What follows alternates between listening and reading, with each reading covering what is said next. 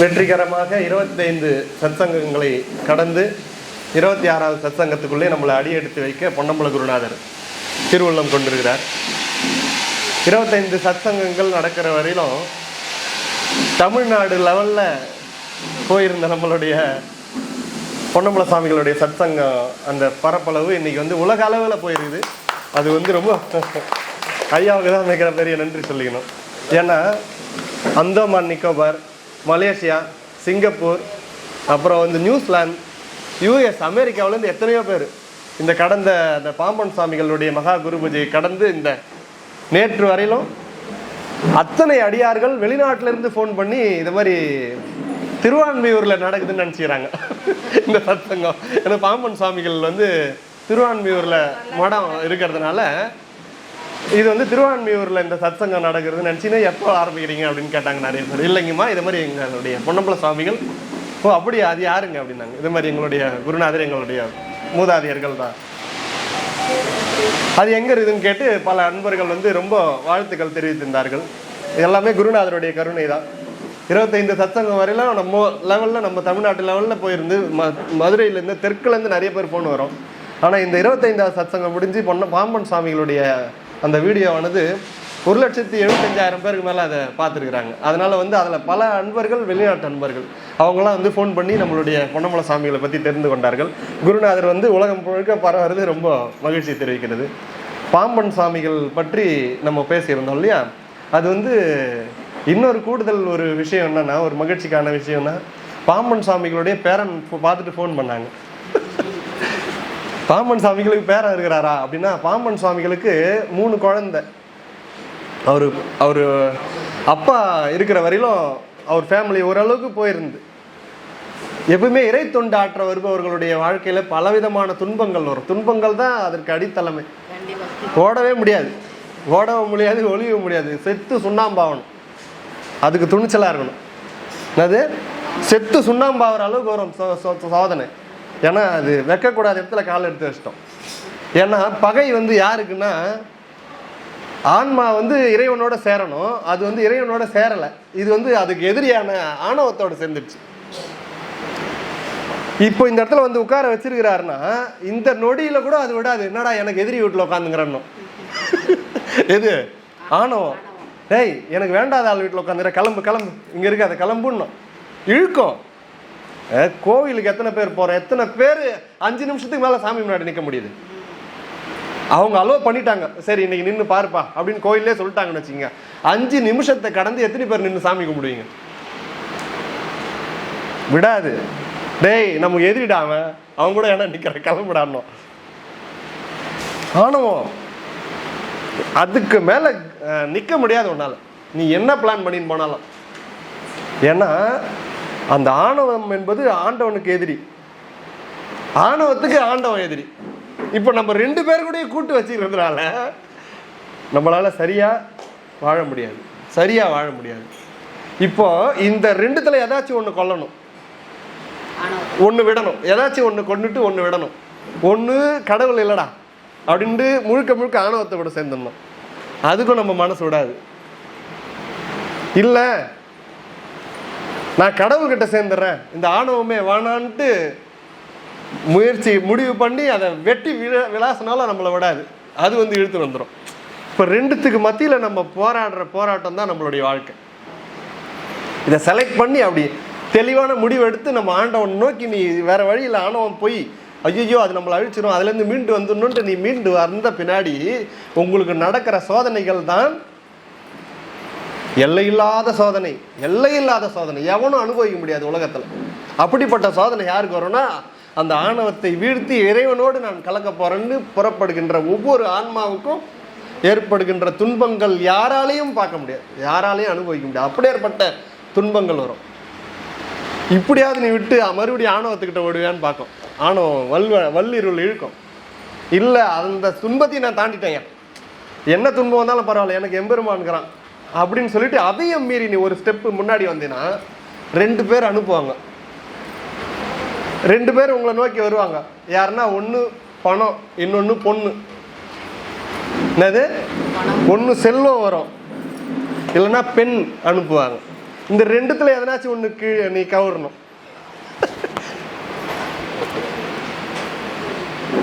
தாண்டி வந்துட்டப்பா, வந்துட்டேன். ஆனவன் வேணாண்டா, ஆண்டவன் தான் ஓணும். நீ வந்துட்ட. எல்லை இல்லாத உருட்டுவார் துன்பத்தை போட்டு.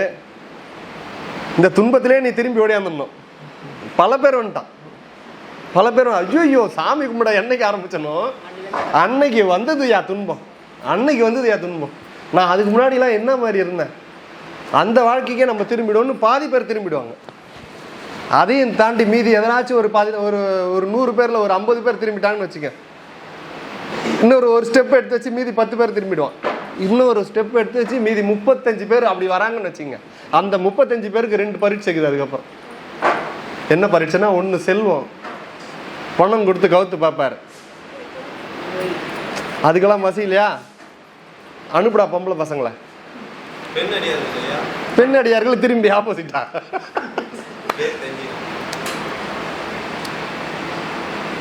அனுப்புவாங்க. அந்த 2த்துல நீ ஏதாச்சும் ஒன்று கவரணும். அந்த 2த்துல நீ எதுலையுமே கவரலன்னா அதுக்கப்புறம் ஒன்று அந்த அதுலேயே பலவிதமான பயிற்சிகள். 20 வருஷம் ஆகிடும்பா, 20 வருஷம் ஆகிடும். எல்லாம் கை மேலே தோசை கிடைக்கும்னு பார்க்குறான். நேற்று நான் சாமி கும்பிட ஆரம்பிச்சிட்டேன், எனக்கு இன்னும் சாமி காட்சி தரல. எப்படி காமிப்பாரு? இது எவ்வளோ பரீட்சைக்குது அவனுக்கு. 20 ஆண்டுகள் குறைந்தபட்சமாவது இதுக்கு ஆன்மாவுடைய பரிபக்குவம் அடைவதற்கு 20 வருஷம் தேவைப்படும். பாம்பன் சுவாமி மாதிரி யாரும் சொல்லலை, அற்புதமாக சொல்லிடுறார். நக்கீரர் கூட ஒரு பாட்டில் சொல்லியிருப்பார். அளவிடுவார் நம்மளுடைய ஏஜை பற்றி, வயசை பற்றி அளவிடுவார். 40, அதெல்லாம் ரஜினிகாந்த் அந்த முட்டாளவன். அந்த அந்த கருத்தே தப்பு. நம்ம சைவம் ஏற்றுக்காது. 8 8 புரியுது, அது தவறான கொள்கை. நம்ம அறுபடை வீட்டு பாடல் எழுதின நக்கீரர் தெளிவிக்கிறார். 48 வயசு வரையிலும், 1லேருந்து 48 வயசு வரையிலும் உனக்கு இளமை பருவன்ட்டார். சந்தோஷப்பட்டுக்கலாம். இளமைன்றது 48 ஏஜ், 48 ஆண்டு காலம் வரையிலும் இளமை. அது வரையிலும் இளமை. பிரம்மச்சரியம் கடைபிடிக்கணும் 48 ஆண்டு காலம். அப்போ இல்லறவாசிகள்னா இல்லறம் திருமணம் ஆகிறதுக்கு முன்னாடி வரையிலும் நீ பிரம்மச்சரியம் கம்பல்சரி கடைபிடிக்கணும். 48 ஆண்டு காலம் பிரம்மச்சரியம், அதான் இளமை பருவம். 48 to 60 முன்முதுமை. முதுமை கிடையாது, முன்முதுமை. முதுமையிலே பிரிச்சாரு பாருங்க நக்கீரர். முன்முதுமை 48லேருந்து 60 வரையிலும் முன்முதுமை. 60 to 72 இல்லை 75 வரையிலும் முதுமை. 60 to 75ன்னு வச்சுங்களேன், 75 வரையிலும் முதுமை. 75 to ஆஃப்டர் பின்முதுமை. இதுதான் நம்மளுடைய எல்லாருக்கும், மனுஷ பிறவிகள் அத்தனை பேருக்கும் சாமி நக்கீரர் ஆற்றுப்படையில் குறிப்பிடுவார். திருமுருக ஆற்றுப்படையில் குறிப்பிடுவார். 48 ஆண்டு காலம் உனக்கு இளமைப்பா. 48லேருந்து 60 வரையிலும் உனக்கு முன்முதுமை. 60 to 75 முதுமை. 75 to ஆஃப்டர் பின்முதுமை. இதில் நீ 48 கடந்து அடுத்ததில் நீ அடி எடுத்து வைக்கும்போது ஒரு விதமான பக்குவம் கிடைக்கும். அந்த முன்முதுமையிலேயே நீ ஸ்டெடி ஆயிடணும். அதுக்கப்புறம் உனக்கு 60 to 75க்குள்ள அதெல்லாம் ஐயா ஒரு ஏஜுக்கு ஏற்ற மனநிலைகள் மாறும். சத்தியம், அது வாங்க சும்மா கிடையாது. ஞான சம்பந்தர்லாம் 3 வயசுலேயே வந்துட்டாருன்னா அவர் அதுக்காக அனுப்பப்பட்டவர். நம்மளாம் அதுக்காக அனுப்பப்படாதவர்கள். நம்மளாம் எங்கேயோ இருக்கிறோம். நம்மள மாதிரி ஆளுகளை கூட்டின்னு வரதுக்கு தான் அவங்களாம் அனுப்புனாங்க. அதனால அவங்களாம் அவங்களுக்கு அடியார்களுக்கும் நம்மளுக்கும் மீட் ஆகாது. நம்ம வேற மாதிரி பிணவைகள், அவங்களாம் வேற மாதிரி. அவங்களாம் நம்மளுக்கு வழிகாட்ட அனுப்பப்பட்டவர்கள். அதனால அவங்களுக்கு அந்த நிபந்தனை கிடையாது. நம்மள மாதிரி ஆளுங்களுக்கெல்லாம் இத்தனை நிபந்தனைகள் உண்டு. அந்த ஏஜுக்கு ஏற்ற பக்குவங்கள் வரும் அந்த ஆன்மாவுக்கு. அந்த 70லேருந்து அந்த 60 to 75க்குள்ள அந்த ஆன்மா நீ இழுத்த இழுப்புகளாம் நீ கூப்பிட்ற மாதிரி வரும். ஆஃப்டர் 75 உனக்கு எல்லாமே மறக்க கூட செய்யலாம். எல்லாமே நம்ம கண்ட்ரோல் கிடையாது. அது அந்த 70க்குள்ள 75க்குள்ள நம்ம அச்சீவ் பண்ணிடணும். அதை விட்டால் போச்சு. ஆனால் இதுக்குள்ளேயே நம்ம விபூதி பூசி ருத்ராட்சம் போட்டோம்னா நம்மளுக்கு சொர்க்கம் நரகம் கிடையாது ஐயா. நம்மளுக்கு டைரெக்டாக வந்து சாமி வந்து நல்ல புண்ணியம் பண்ண சில குடும்பத்தில் போடுவார், திருநீர் அணிந்து ருத்ராட்சம் தரிக்கின்ற குடும்பத்தில் போடுவார். இதுக்குள்ளே வந்துட்டான் ஒருவேளை பிறவி இருந்தா அது உடைக்கிறது ரொம்ப சாமர்த்தியம் வேணும், பிறவி உடைக்கிறது.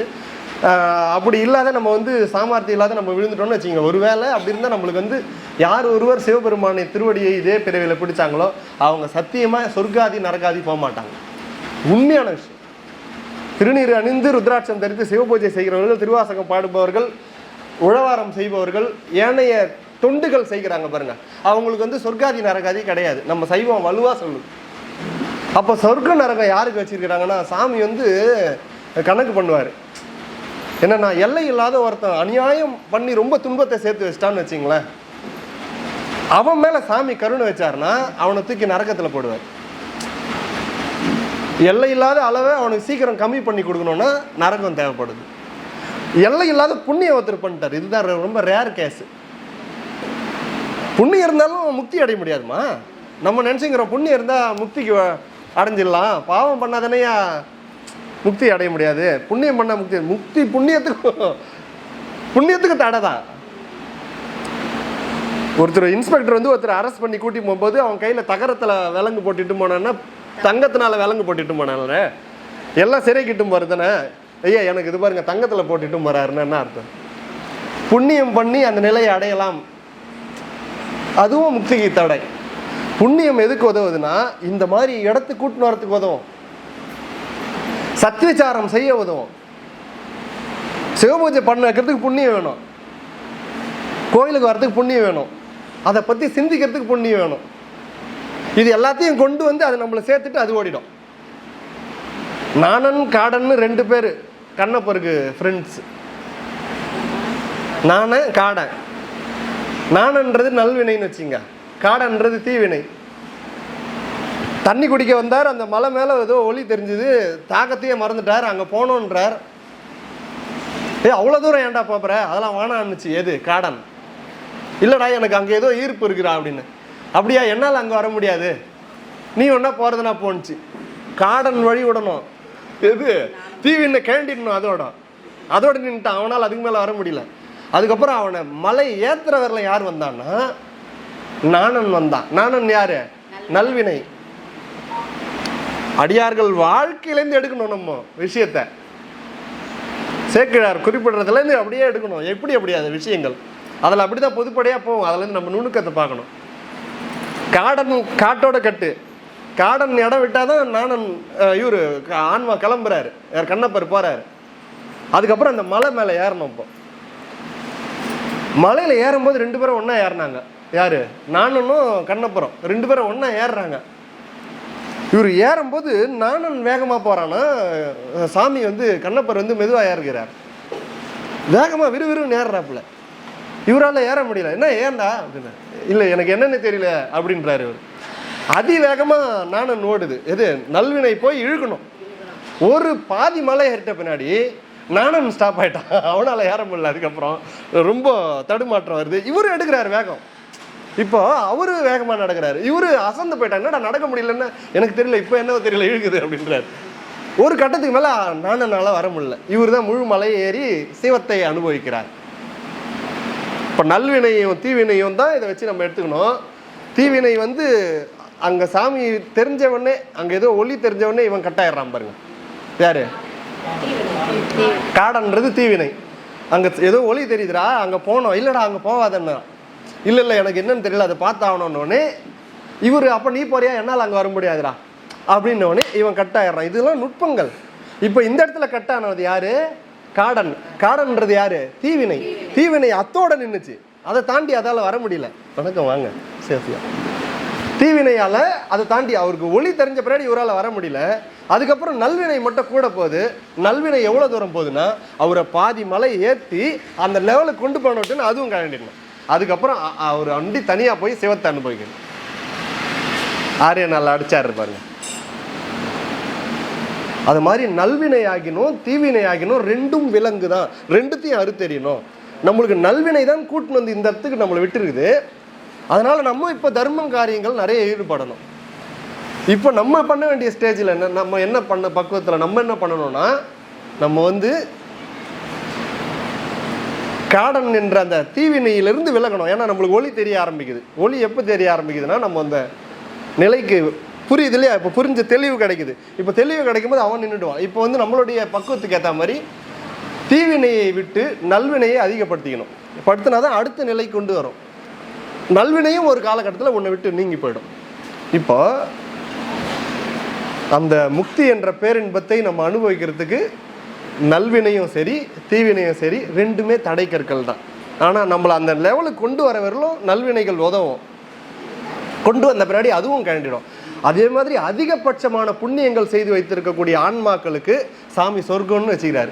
ஏன்னா சீக்கிரம் அந்த வினையை கழிக்கணும். எந்த வினையை? புண்ணியம் பண்ண வினையை. புண்ணியமும் ஒரு வினை தான், பாவமும் வினை. புண்ணியன்ற வினையை கழிப்பதற்கு சொர்க்கத்தில் போட்டு சீக்கிரம் கம்மி பண்ணி விட, அவனை சீக்கிரம் நம்ம பார்க்க திருவடிக்கு சேர்த்துக்கணும். போட்டு சொர்க்கத்தை அவனுக்கு இங்கேருந்து பூமியிலேருந்து அவனை அனுப்பினா கம்பல்சரி ரெண்டு மாறி மாறி வரணும். இங்கத்தினுடைய விதி என்னன்னா, பிரபஞ்சத்துடைய விதியில் ஒரு நல்லது வந்தால் டக்குன்னு ஒரு கெட்டது வரணும். அதனால இவன் அதிகபட்ச புண்ணியம் செய்து வச்சதுனால இந்த இடம் அதுக்கு லாக்கிப்படாது. அதே மாதிரி ஒரு கெட்டவனுக்கு இந்த இடத்துல வந்து அதிகபட்சமான அவன் பாவம் பண்ணிருக்கிறான்னா இங்கே கம்பல்சரி ஒரு புண்ணியத்தை கொடுத்தானோ. ஒரு கெட்டவனாக இருந்தாலும் அதீத பாவத்தை பண்ணவனாக இருந்தாலும் அவனுக்கு முழுசாக துன்பத்திலே வச்சிருக்க முடியாது. டக்குன்னு ஏதாச்சும் அவனுக்கு லாட்ரி அடிக்கணும், ஏதோ ஒன்று அவனுக்கு நல்லது நடந்தாகணும். அப்படி நடந்தாகணும்னா இங்கே ரெண்டுத்தையும் வச்சு பேலன்ஸ் பண்ண இவன் வந்து சிவன் திருவடி எட்டுவதற்கு பல காலங்கள் பல யுகங்கள் ஆகிடும். அதனால சாமி பெருங்கருணை பண்ணி சொர்க்கம் நரகம்னு ரெண்டு ஏரியா ஏற்பாடு பண்ணி சீக்கிரமாக புண்ணியத்தை கழிக்கணுமா, தூக்கி போடு அவனை சொர்க்கத்தில். கடகடன்னு அவன் வேலை முடிஞ்சதா தூக்கி போடு, மனுஷ பிரியா போடு, ரைட்டு, இதில் வேலைக்கு தேர்வியான்னு பார்க்கலான்னு. அதே மாதிரி சீக்கிரமாக பாவம் கழிக்கிறியா, தூக்கி நரகத்தில் போடு, அதில் டேலி ஆகுதா, தூக்கி மறுபடியும் போடு, ரைட், இவன் பக்கம் வந்துட்டான். இப்போ சாமி வந்து அதீத பாவம் பண்ணவனுக்கும் அதீத புண்ணியம் பண்ணவனுக்கு மட்டும்தான் சொர்க்கம் நரகம். சிவபெருமானுடைய திருவடியை வணங்குகின்ற இங்க இருக்கக்கூடிய ஒவ்வொரு அடியாருக்கும் சொர்க்க நரகம் இடம் இல்லை. இப்படியே அடுத்த பேரு உள்ள அன்பா உண்மையா வழிபட்டுருக்கணும். உண்மையா வழிபட்டுருக்கணும். சத்தியமா திருவாசகம் பாடிருக்கணும், சத்திய நெறியில சிவபூஜை பண்ணிருக்கணும், சத்திய நெறியில உழவாரம் பண்ணிருக்கணும்.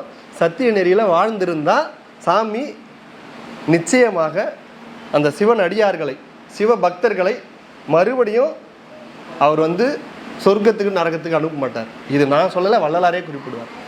சன்மார்க்க சங்கத்தை சேர்ந்த யாராயினும் அவனுக்கு சொர்க்காதி நரகாதி கிடையாது. அப்படியே அடுத்த பிறவியில் அவனை நான் வந்து கொண்டு போய் விட்டுருவேன். உயர்ந்த சிவ பக்குவமான குடும்பத்தில் விடுவேன். பிறக்கும் போதே அவனுக்கு ஞானம் வந்துடும். அப்படிப்பட்ட நம்ம எல்லாரையும் சாமி வந்து அந்த பக்குவத்தில் கொண்டு போகிறதுக்கு தான் நம்மளெல்லாம் பெரிய தவம் பண்ணியிருக்கிறோம். ஐயா, நம்ம அவரை உறுதியாக நம்பி நம்ம வந்து சரணடைஞ்சிருக்கிறோம். அதனால் நம்மளை வந்து அவர் கைவிட மாட்டார். அப்படி அந்த பாம்பன் சுவாமிகள் வந்து அவங்க அப்பா இருக்கிற வரையிலும் குடும்பம் நல்லபடியாக போச்சு.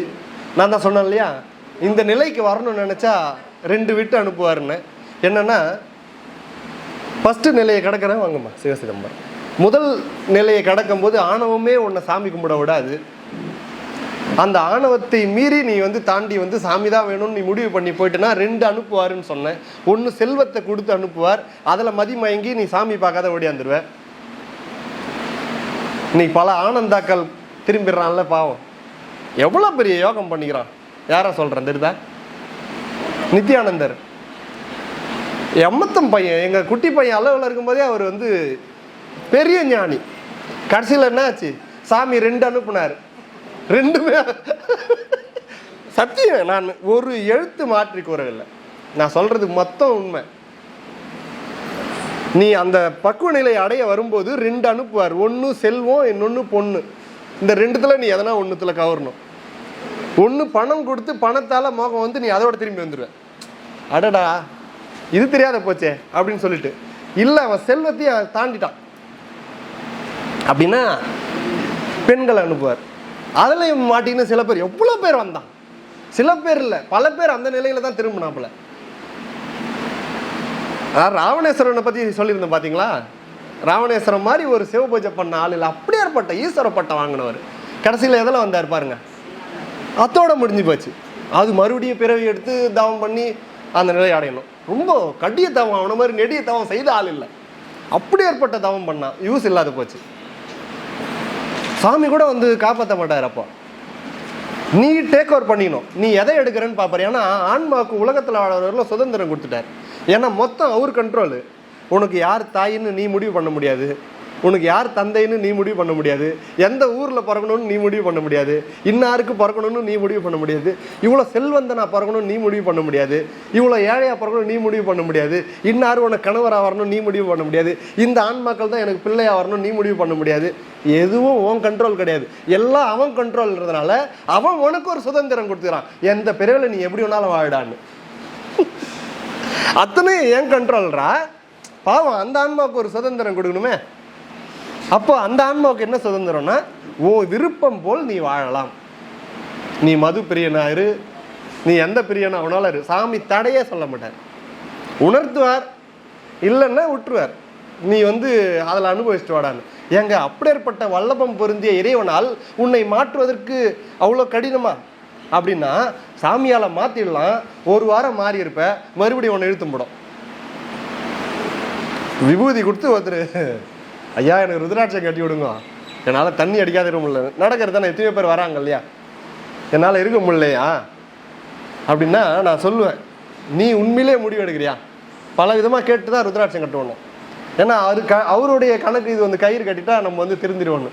அப்படி இந்த அவர் வந்து என்ன நினச்சின்னு வர்றாரு, இந்த ருத்ராட்சம் நம்மளை மாற்றிடுவோன்னு. ருத்ராட்சம் அனுகிரகம் செய்யுமே தவிர இந்த மாற்றுறது உன் மனசில் தான் இருக்குது வேலை. ஏன்னா சாமியே கம்முன்னு இருப்பார். அந்த ஆன்மாவா இப்போ நான் சொல்லி ஒருத்தர் நான்வெஜ்ஜை விட்டாருன்னு வச்சிங்களேன், அவர் கண்டிப்பாக மறுபடியும் போய் நான்வெஜ்ஜை தொற்றுவார். அவராக முடிவு எடுக்கணும். ஆஹா, இது மகான்கள் குறிப்பிட்டுக்கிறார்கள், ஏதோ ஒரு விஷயம் இதில் இருக்குது. அப்போ இதனால நான் வந்து ஐயா சொன்னார் அதனால் விட்டோம்னா கண்டிப்பாக இன்னைக்கு இல்லை, நீ 4 வருஷத்தில் மறுபடியும் கை வச்சிருவ. நீ உன்னுக்குள்ளேருந்து அந்த ஞானம் தோன்றி நீ விட்டுட்டு வரணும். அதோட அந்த வாசனை கூட உனக்கு பிடிக்காது. அது நான் நான்வெஜ்ஜின்னு உதாரணம் எடுத்துக்கினேன். நான் எதை எடுத்தாலும் நீங்கள் எந்த தீய பழக்கத்துக்கு நீங்கள் முடிவு வேணாலும் பண்ணிக்கலாம். இதுக்கு நீங்கள் எதை வேணாலும் மேட்ச் பண்ணி பார்த்துக்கலாம். ஏன் சாமி கம்முன்னு இருறாரு? அவன் தப்பு பண்ணுறான்னு தெரியுது, ஏன் அவனை தடுத்து வழிபடுத்த முடியல? அதுக்கு நீ ஒத்துழைக்கணும்.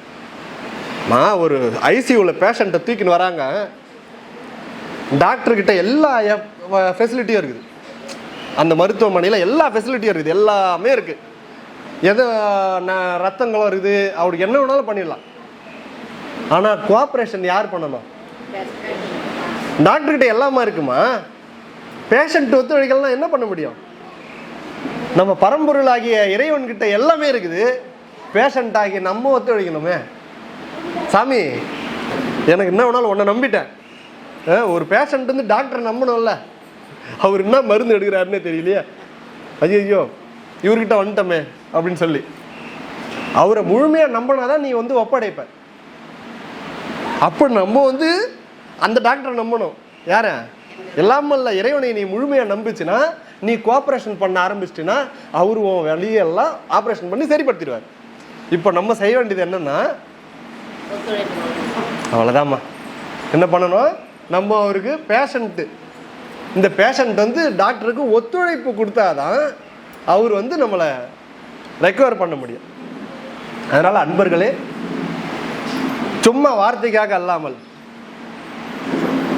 ஏதோ அவரால் கிடைக்கணும் என்று அல்லாமல், அவர்தான் நிச்சயம், அவர்தான் உண்மை, அவர் அன்றி ஒரு ஒன்றுமில்லை, நீ மனசுல பதிய வச்சு சித்தத்தில் கொண்டு போய் வச்சேன்னா அவனை முழுமையாக நீ நம்பின, அதுக்கப்புறம் உனக்கு எல்லா ஃபெசிலிட்டியும் அவங்ககிட்ட இருக்குதியா, அந்த டாக்டர்கிட்ட எல்லா ஃபெசிலிட்டி இருக்குதியா, அதை வச்சு அவனால் பண்ண முடியாத ஆப்ரேஷன் ஆயா எல்லாத்தையும் பண்ணி உன்னை க்ளீன் பண்ணி எடுத்துருவோம். இப்போ நம்ம செய்ய வேண்டியது என்னன்னா, வாங்கண்ணா, முழுமையாக இறைவனுக்கு நம்ம ஒத்துழைப்பு கொடுக்கணும். அந்த ஒத்துழைப்பு தான் இந்த எல்லாத்தையும் விட்டுட்டு வரக்கூடிய இந்த துறவுன்றது. அப்படி நம்மளுடைய இந்த பாம்பன் சாமிகள் அப்பா இருக்கிற வரையிலும் குடும்பத்தில் அந்தளவுக்கு தெரியல, வறுமை தான் இருந்தாலும் அந்தளவுக்கு தெரியல. அவர் அப்பா இறந்த பின்னாடி முழு குடும்பத்தையும் அவரே வந்து சமாளிக்கிற மாதிரி ஆயிடுச்சு. சாமிகளுக்கு திருமணம் பண்ணி வைத்தாங்க. 3 குழந்தைகள் அவருக்கு, 2 மகன் 1 பெண். பெண்ணுடைய பேர் சிவஞானத்தம்மா. எனக்கு தெரியாது, ஐயா தான் சொன்னாங்க. பெண் சாமிகளுடைய பேரன் ஃபோன் பண்ணார், பாம்பன் சாமியுடைய பேரன். இந்த வீடியோ பார்த்துட்டு எனக்கு யாரோ அனுப்புனாங்க, எங்கள் ஆயா சொன்ன கதையை நீங்கள் அப்படியே சொல்கிறீங்க, இதுவரைலாம் யாரும் இதில் சொல்ல, எங்கேருந்து எடுத்தீங்க மேட்டருன்னு கேட்குறாரு. நான் எடுத்ததெல்லாம் எங்கேன்னு தான். பாம்பன் சாமி புத்தகம் கூட என்கிட்ட இல்லையா. அசந்து போயிட்டார். அவர் வந்து எனக்கு ஃபோன் பண்ணார், இது மாதிரி எங்கள் தாத்தா தான் அப்படின்னு. என்னங்க சொல்கிறீங்க சாமி? ஆமாம், பெண் வழியில் பாம்பன் சாமியோடைய பெண்ணுடைய பையனுடைய பேரன் அவர் தான். இப்போ அவர் வாழ்ந்த இல்லத்தை சீர்படுத்தி இப்போ சிறப்பாக வச்சுருக்காங்களாம். பிறப்பன் வலசை கோயில் இவங்க கண்ட்ரோல் தான் இருந்தான். இவருடைய மாமா தான் கோயிலை பார்த்துக்கிறாங்களாம். இப்போ தான் ட்ரஸ்ட்டாக மாற்றினாங்களாம். அதெல்லாம் சொன்னாங்க. சொல்லிவிட்டு குருநாதருடைய பெருங்கருணையினால் அடியனுக்கு ஒரு விஷயம் சொல்லியிருக்கிறார் அவர். அடுத்த மாதம் 24ஆம் தேதி வந்து அடியனை வந்து பாம்பன் சாமிகள் வீட்டுக்கு கூப்பிட்டுக்கிறாரு. இதெல்லாம் குருநாதருடைய பெருங்கருணை. எதுக்குன்னா, சாமிகள் வந்து சமாதி குழியில் பெற்றார் இல்லையா, என்ன பண்ணார், முருகரை வர வச்சு நேரில் பார்த்தார் இல்லையா, பார்த்துட்டு வீட்டுக்கு போகிறாராம். வீட்டுக்கு போயிட்டு மறுபடியும் ஒரு 10 நாள் 15 நாள் அப்படியே உட்காந்துட்டார். அப்போ மறுபடியும் வீட்டில் வந்து முருகப்பெருமான் காட்சி கொடுத்தாராம். அந்த நாளில் அவங்க குடும்பத்தார்கள் வரலும் அந்த வீட்டில் பூஜை பண்ணுவாங்களாம். இதுவரையிலும் திருவான்மியூர்லேருந்து கூட யாரும் வந்ததில்லை, ஒரே ஒரு அம்மாவை தான் கூப்பிட்டுக்கிறோம். இந்த வாட்டி உங்களை கூப்பிட்டுக்கிறோம், நீங்கள் வந்து எங்கள் இல்லத்தை புகழ்படுத்திட்டு போங்கன்னார். யாருக்கு எல்லாம் அவரு என்ன சொல்கிறது, பாம்பன் சாமிகள் வாழ்ந்த இல்லத்துக்கு இந்த நாயை கூப்பிட்டுக்கிறாங்கன்னா அதோட என்ன இருக்குதுங்க. அதெல்லாம் பெருங்கரணை, பொன்னம்பல சாமிகளுடைய பெருங்கடாட்சம். அந்த அப்படியேற்பட்ட துறவிங்க, அந்த மாதிரிலாம் ஒரு துறவி வர முடியாது கலியுகத்தில், அப்படிலாம் சாதிக்க முடியாது. ஒன்று கூட வேணான்னு போனார்மா, எதுவுமே எடுத்துக்கல. சாமி பார்த்துட்டு அப்படியே போயிட்டார். அவர் கழுத்தில் போட்டுக்கிறார் இல்லையா, அவருக்கு பர்மனண்ட்டான்னா இருக்கும் ஒரு ருத்ராட்ச மாலை பார்த்துக்கிறீங்களா, அந்த ருத்ராட்சம் கூட அவர் போடலைங்க. அவர் சிதம்பரத்துக்கு வந்திருந்தார், தில்லையில் உட்காந்து நடராஜ பெருமானை தரிசனம் பண்ணிட்டு வந்தார். அவர் வந்து சொல்கிறார், சிவபெருமானுக்கு எத்தனை முகம்? 5 முகம். முருகனை அவர் அறுமுக சிவமாக பாவிப்பார். என்ன, 6 முகம் சிவன் தான், அது முருகன் கிடையாது. 6 முக சிவன் தான் முருகனை பாவிப்பார். சிதம்பரத்தில் போய் நடராஜரை பார்க்கும்போது அவர் அறுமுக சிவமாக தெரியும். ராமேஸ்வரத்தில் இருக்கிற ராமநாத சுவாமி பார்க்கும்போது அவருக்கு வந்து அறுமுக சிவமாக தான் தெரியுது அவருக்கு.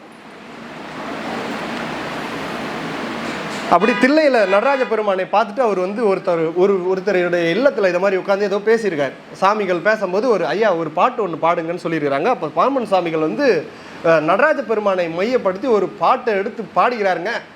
பொன் தங்கத்தையும் நடராஜரையும் மேட்ச் பண்ணி ஒரு பாட்டு. சும்மா இல்லை, அங்கே இருந்தவங்க எல்லாம் கண்ணீர் மழையில் நனைஞ்சு திடீர்னு அங்கேருந்து அவர் என்ன பண்ணார் தெரியல, நேராக உள்ளே போயிட்டு ஒரு ருத்ராட்ச மாலை எடுத்துன்னு வந்து டக்குன்னு கழுத்தில் போட்டார் பரிசா. நினச்சி பார்க்காத அளவுக்கு ஒரு நிமிஷம் நொடியில் அது நடந்து போச்சு. பாடி முடித்தார், எல்லாரும் ஆனந்த கண்ணீரில் மிதக்கிறாங்க. நேராக உள்ளே போனார், ருத்ராட்ச மாலை எடுத்துன்னு வந்து அவர் கழுத்தில் போட்டார்.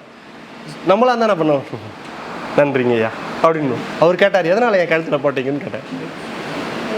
துறவுல அவர் எதனால் இதை என் கழுத்தில் அணிவித்தீர்கள்னு கேட்டார். சாமிகள் கிட்ட அவர் சொல்கிறார், எனக்கு ஒன்றுமே புரியல, நீங்கள் பாடி முடிக்கிற வரலாம் எனக்கு ஒன்றும் புரியல, ஏதோ எனக்கு ஒரு திருவருள் உந்துதல், என்னால் முடியல, நான் நேரடியாக போனேன், என்ன அறியாமல் எடுத்து வந்து உன் கழுத்தில் சாத்திட்டு வந்தார். அப்படியே கண்ணை மூடி தியானிக்கிறார். அவருக்கு தெரியுது முருகனுடைய அனுகிரகத்தினால அது கொடுத்தார். கடைசி வரையிலும் கேட்டலைங்க, அவர் போட்டு அந்த ருத்ராட்ச மாலையை கடைசி வரையிலும் கேட்டல. பாம்பன் சுவாமிகளுக்கு அதுவும் சிவப்பிரசாதமாக அறுமுக சிவனால் கிடைக்கப்பட்டது. அப்படி அந்த ருத்ராட்ச மாலையை அணிந்து கொண்டு வந்தார். அதை மாதிரி தான் போன முன்னாடி வீடியோவில் கூட சொன்ன பாருங்க, நடந்து வரும்போது பாதத்தில் முள்ளு குத்தி பாதத்துறடு கூட இல்லை பாத குரடுன்னுவாங்க, அதை கூட அவர் விரும்பி எதிர்பார்க்கல. அதுவும் முருகனுடைய அனுக்கிரகத்தாலே அவர் கிடச்சிது. கடைசியில் அவர்கிட்ட இருந்த சொத்து, அவர் கையில் இருந்த விபூதி பை, அவர் அணிந்திருந்த அந்த முருகப்பெருமான் கொடுத்த அந்த ருத்ராட்ச மாலை, அந்த திருவடி, அது ஒண்டி தான் கடைசியில் பாம்பன் சாமிகளுடைய சொத்து. நான் சொன்னேன் இல்லைங்களா, செல்வத்தை கொடுத்து அனுப்புவாங்கன்னு. எந்த செல்வத்துக்கு இங்கே மயங்கினாரு? அவருடைய கஜானாவில் எவ்வளோ இருந்தது?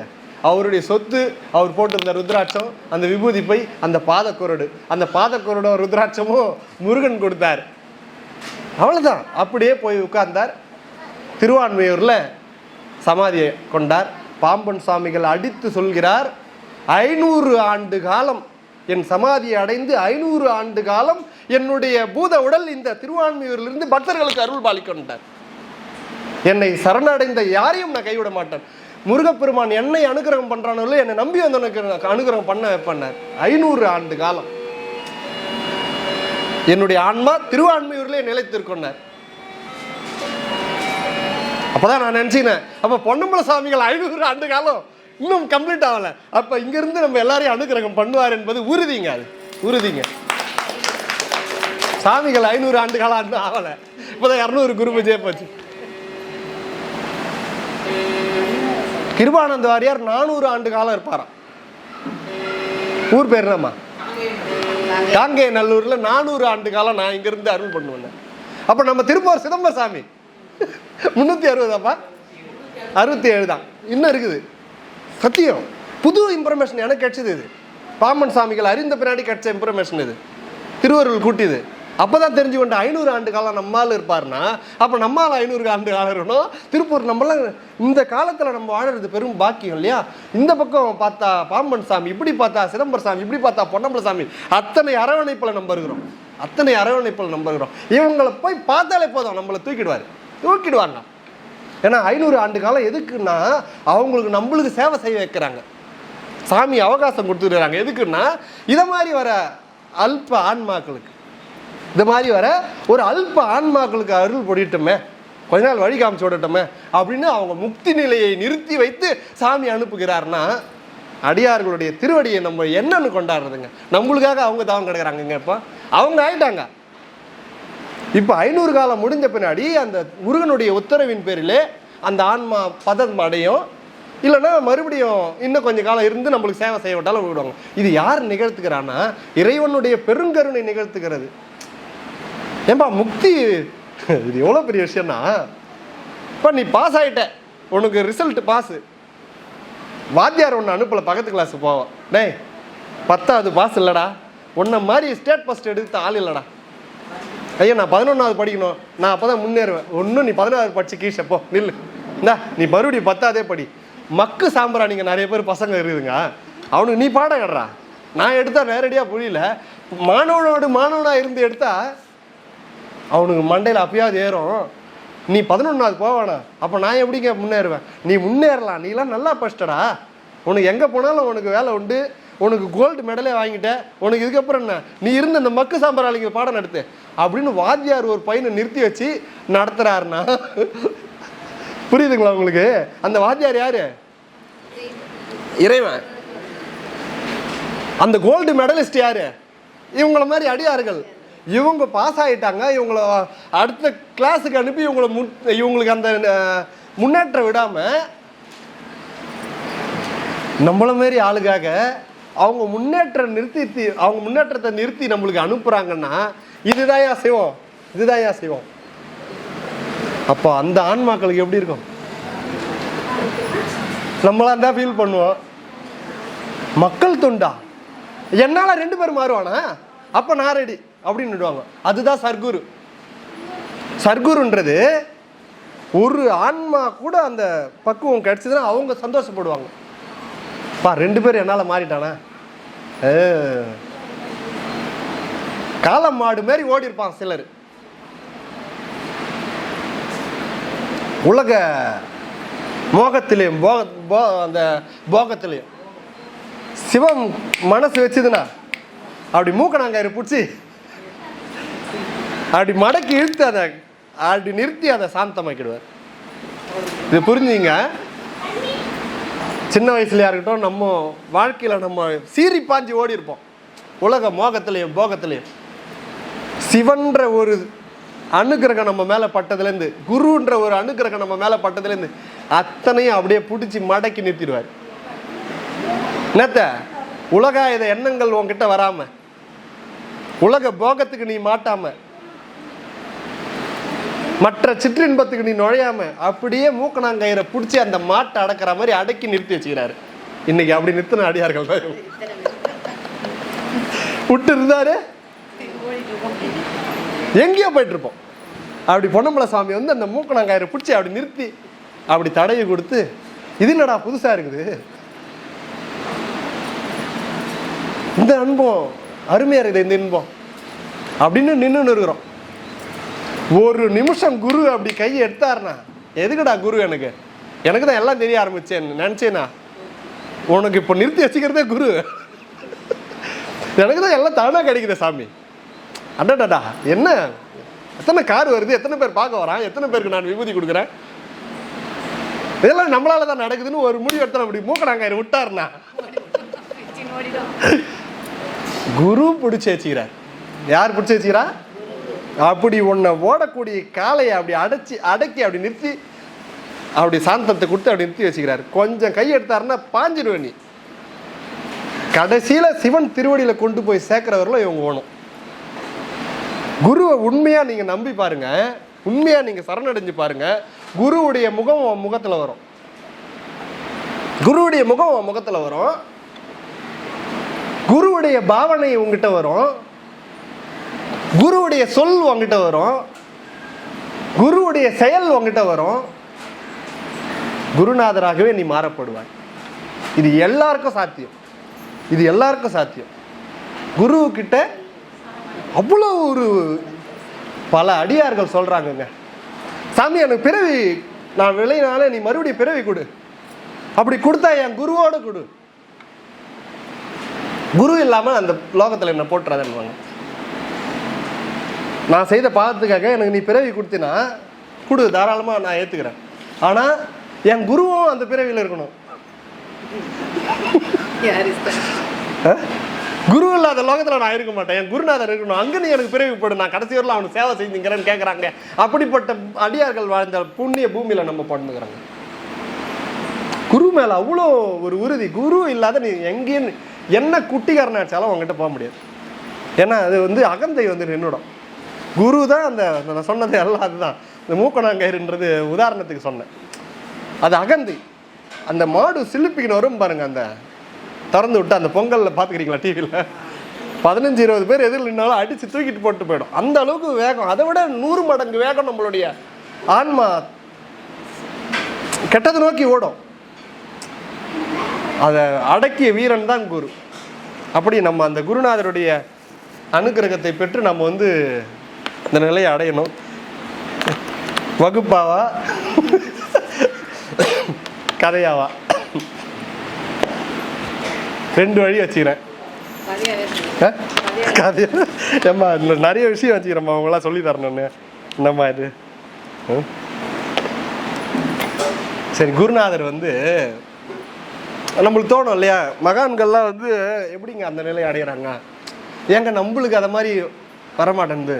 மாணிக்க வாசகர்லாம் சிவன்கிட்ட போனீங்கன்னு வச்சுங்கம்மா, அவங்ககிட்ட செல்வம்லாம் ஈஸியாக வாங்கிடலாம். என்னது செல்வம்லாம், பொன் பொருள்லாம் ஈஸியாக வாங்கிடலாம். வான்னு வரவே இருப்பார், வாடா அப்படின்னு வரவே இருப்பார், வா வா வாங்கிக்க அப்படின்னு வரவே இருப்பார் சாமி. அதுக்கெல்லாம் கஷ்டமே கிடையாது. கொஞ்சம் அப்படி இறங்கி சாமி அப்படி இப்படின்னு 2 அழுதுனேன்னா முடிஞ்சது, சரிடா எடுத்துன்னு போ அப்படி செல்வம் அதெல்லாம் கொடுத்துருவார். நீ போய் அருள் கேட்டு பாரு, கதவு சாத்திப்பார். சத்தியமா சொல்றேன், நீ போய் அருள் கொடுன்னு கேட்டு பார்த்தீங்கன்னா கதவு சாத்திப்பார். இவன் நம்மளுக்கு சரி வர மாட்டான்னு. பொன் பொருள் உலகாயுதம் நீ கேட்டீங்கன்னா எடுத்து போடா ராஜான்னுவார். சாமி உன் திருவருள் கொடுன்னா டப்புன்னு கதவு சாத்தி இவன் நம்மளுக்கு தெரியாத அட்ரஸ் மாதிரி வந்துட்டான் பழகுது. சாமி அருள்லாம் சீக்கிரம் தர மாட்டார். வாங்கம்மா சிவசிதம்பரம். திருவருள்லாம் பெறுவது என்பது ரொம்ப கடினம், ரொம்ப கடினம், ரொம்ப ரொம்ப கடினம். அதுவே உலகாயுதம் கேட்டீங்கன்னா ஈஸியா. வணக்கம்மா சிவசிதம்பரம். உலகாயுதம்லாம் சீக்கிரமா கிடைச்சிருங்க, பொருள்லாம் ஈஸியா கிடைச்சிரும். சிவானந்தம், சிவனுடைய அருள் கடினம், ரொம்ப ரொம்ப கடினம்.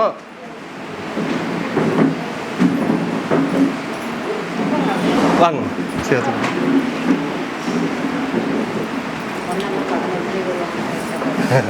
முருகன் பஸ்ல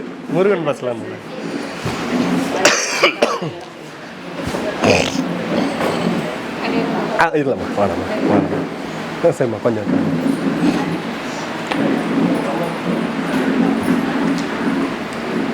வா.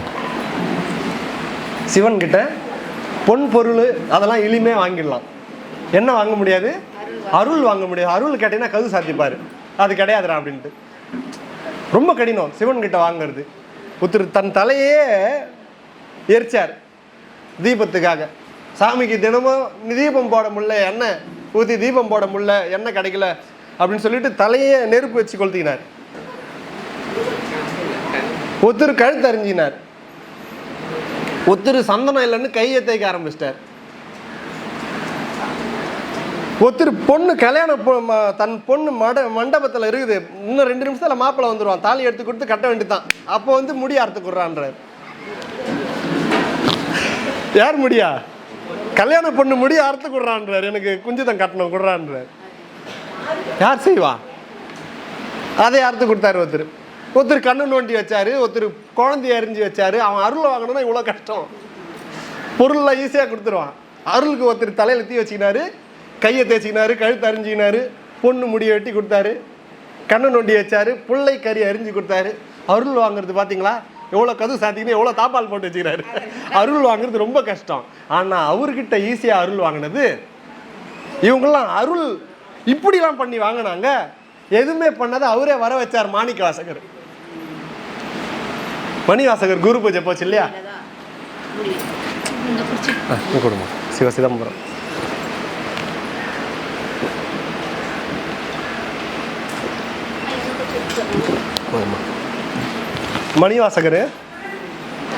மணிவாசகர் தேடி அவர் வந்தாருனாங்க. அப்படிப்பட்ட அருளாளர்கள்லாம் எப்படி அந்த மாதிரி ஆகிறாங்க? நம்மளால ஏன் அது மாதிரி ஆக முடியல? இது எல்லாருக்கும் இருக்கும் அந்த கேள்வி. ஏன் சாமியே?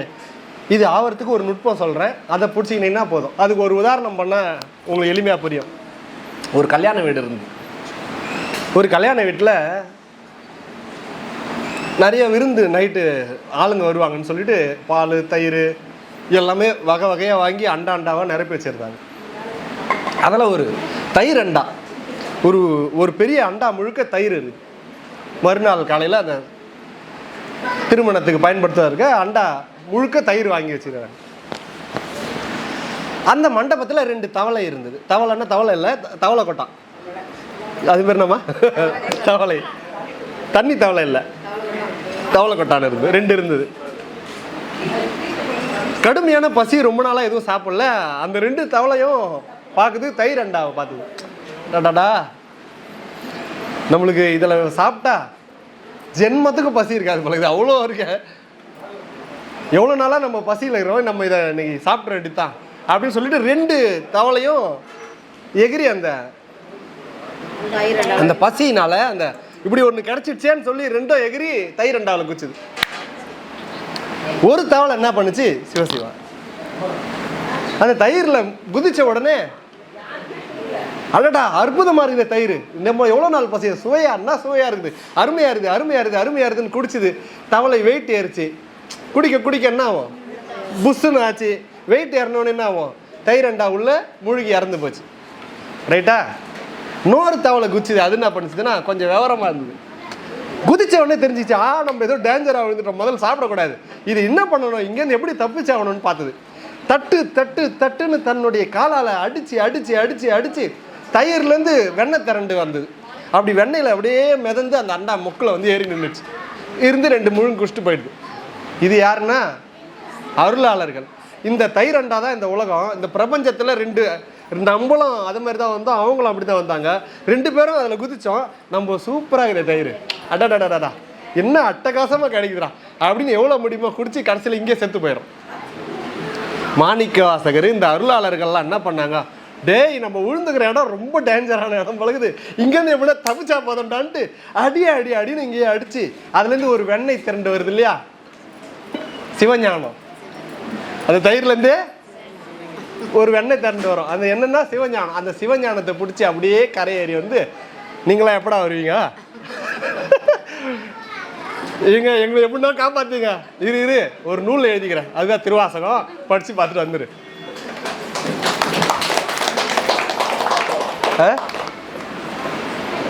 அப்படி தப்பித்தவர்கள் கொடுத்தாங்கங்க. உள்ள விழுந்து நம்மள மாதிரி மூழ்கி போனவன் தரல, தப்பித்து நின்றவர்கள் தந்தார்கள். அதுதான் அருளாளர்கள் அருளிய 12 திருமுறைகள், சித்தர்கள் அருளிய வாக்கு. இதுதாங்க நம்மளை உய்விக்கும். இதுதான் உய்விக்கும்.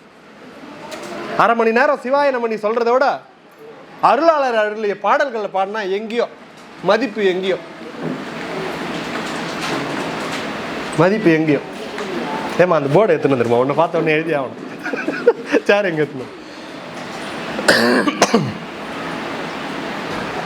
அது மாதிரி அருளாளர்களை பிடிச்சிட்டா போதும்மா. அதுதான் நம்மளுடைய கான்செப்டே, அதுதான். நம்மளுக்கு பிறவியில் கிடச்சிருக்கிறாங்க, இவங்களை பிடிச்சி நம்ம வந்து அந்த நிலையை அடைஞ்சிடணும். நிறைய ஒரு அம்மா இங்கே நம்மக்கிட்ட தீட்சை வாங்கின்னு போனவங்க தான். ஒரு சேர் ஒன்று போட்டு எழுதிடணும். அந்த அம்மா வந்து கேட்டாங்க, சமய நுழைவு தீட்சை வாங்கினாங்க. இங்கே நிறைய பேர் இங்கே சமய நுழைவு தீட்சை வாங்கினாங்க. 2வது தீட்சை நான் யாருக்குமே தரல. நிறைய பேர் கேட்டாங்க. ஒரு அம்மா எங்கே போனாலும் விடலை, பேர் சொல்லலை, எங்கே போனாலும் விடலை.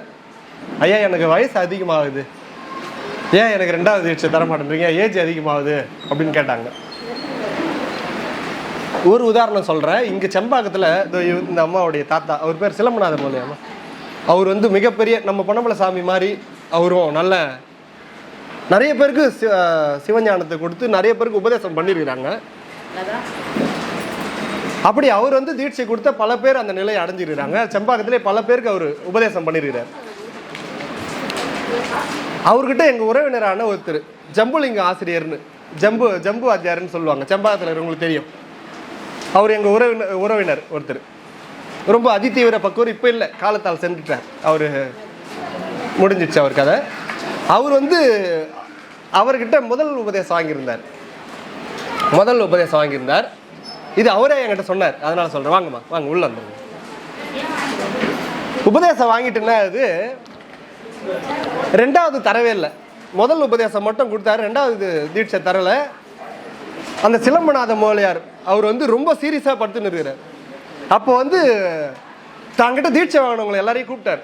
ஒவ்வொருத்தராக வந்து சந்திச்சாங்க. அவரை சந்தித்த பின்னாடி, உங்களுக்கு நான் 2வது பண்ணணும்னு நினைக்கிறேன், உன் வாழ்க்கையில் நடந்தது சொல்லு. எப்போ அவர் சீரியஸாக படுத்துக்கிறாரு, படுத்துட்டு உன் வாழ்க்கையில் நடந்தது சொல்லு.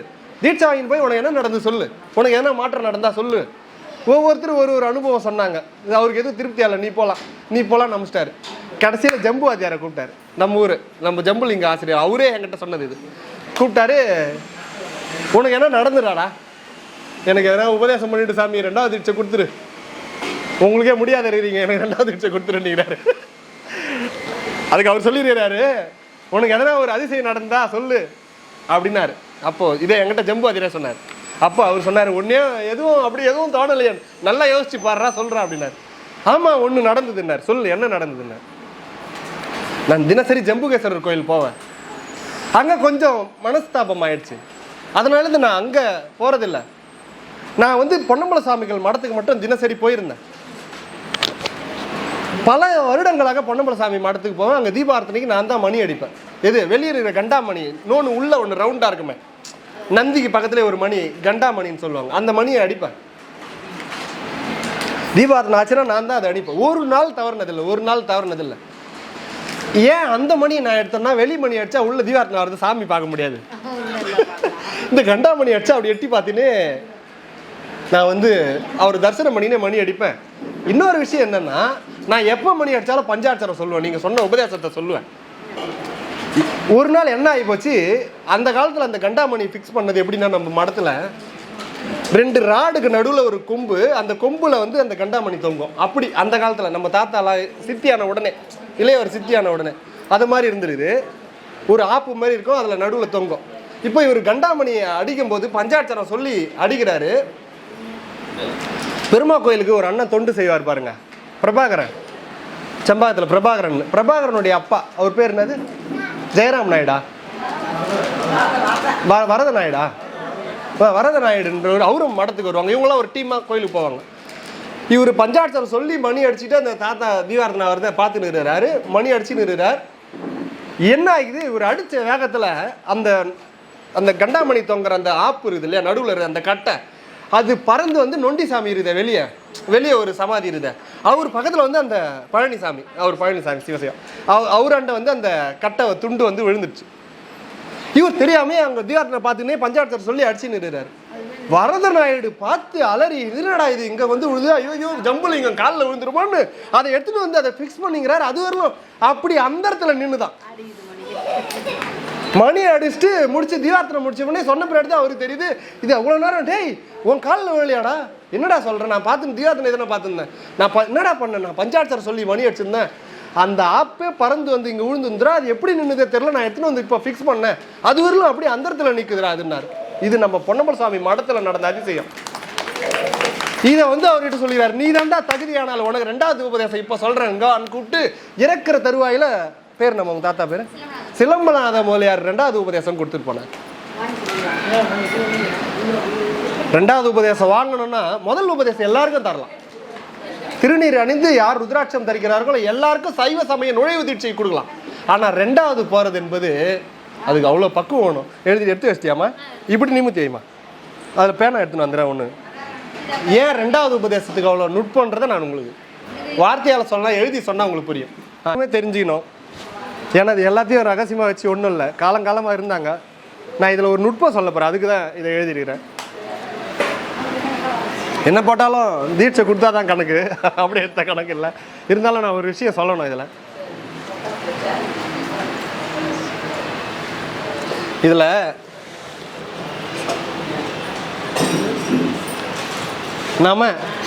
நம்ம இருக்குது இல்லையா, நம்ம சிவாய, இங்கே சிவாய நம்ம, இங்கே நம்ம வரும், இங்கே நம்ம வரும், புரியுதுங்களா? இதில் இந்த சிவாய இருக்குது இல்லையா, இது வரலும் தனி, இது வரலும் தனி, புரியுதுங்களா? நம்ம தனி, இது சிவாய தனி, இதில் நம்ம தனி, இது சிவாய நம்ம தனி, இது தனி. முதல் உபதேசத்தில் குரு வந்து உபதேசம் கொடுப்பாங்க, சமய நுழைவு தீட்சை, அது எல்லாருக்கும் கொடுக்கலாம், யாருக்கும் தடையே கிடையாது. அதில் சொல்லும்போது இப்படி வரும்.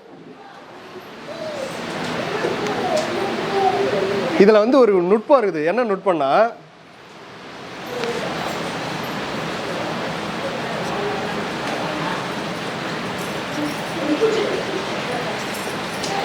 இந்த சிவாயன்றது ஞான நடனம், ஞான நமன்றது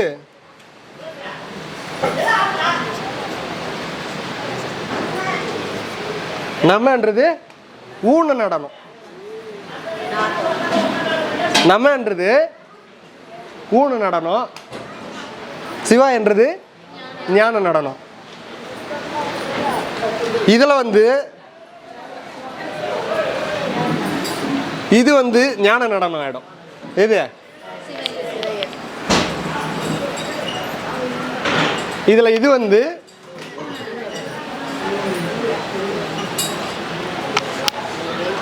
இது வந்து ஃபஸ்ட்டு ஊன நடனம், அதிலிருந்து ஞான நடனம். இதில் ஃபஸ்ட்டு ஞான நடனம், இது வந்து ஊன நடனம். இது எவ்வளோ பெரிய நுட்பம் தெரியுமா? சாதாரணமாக 2வது தீட்சை கேட்குறாங்களே, எவ்வளோ பெரிய நுட்பம். இதில் என்ன நுட்பம்னா, முதல்ல இது மூடி அப்படியே காப்பி கொடுமா. முதல்ல இந்த ஆன்மாவுக்கு எதுவுமே தெரியாது. அப்போ சிவம்னா என்னன்னு தெரியாது, ஞான நிலைகள் எதுவுமே தெரியாது, அப்படியே பிளாங்காக இருக்கும் அந்த ஆன்மா. அப்படி பிளாங்காக இருக்கிற ஆன்மாவுக்கு ஒரு குரு வந்து கூப்பிட்டு அதுக்கு உபதேசம் கொடுப்பார். அப்படி அந்த ஆன்மாவுக்கு முதல் உபதேசம் சைவ சமய நுழைவு தீட்சை, அது எல்லாருக்கும் தரலாம். அப்போ நம்ம வந்து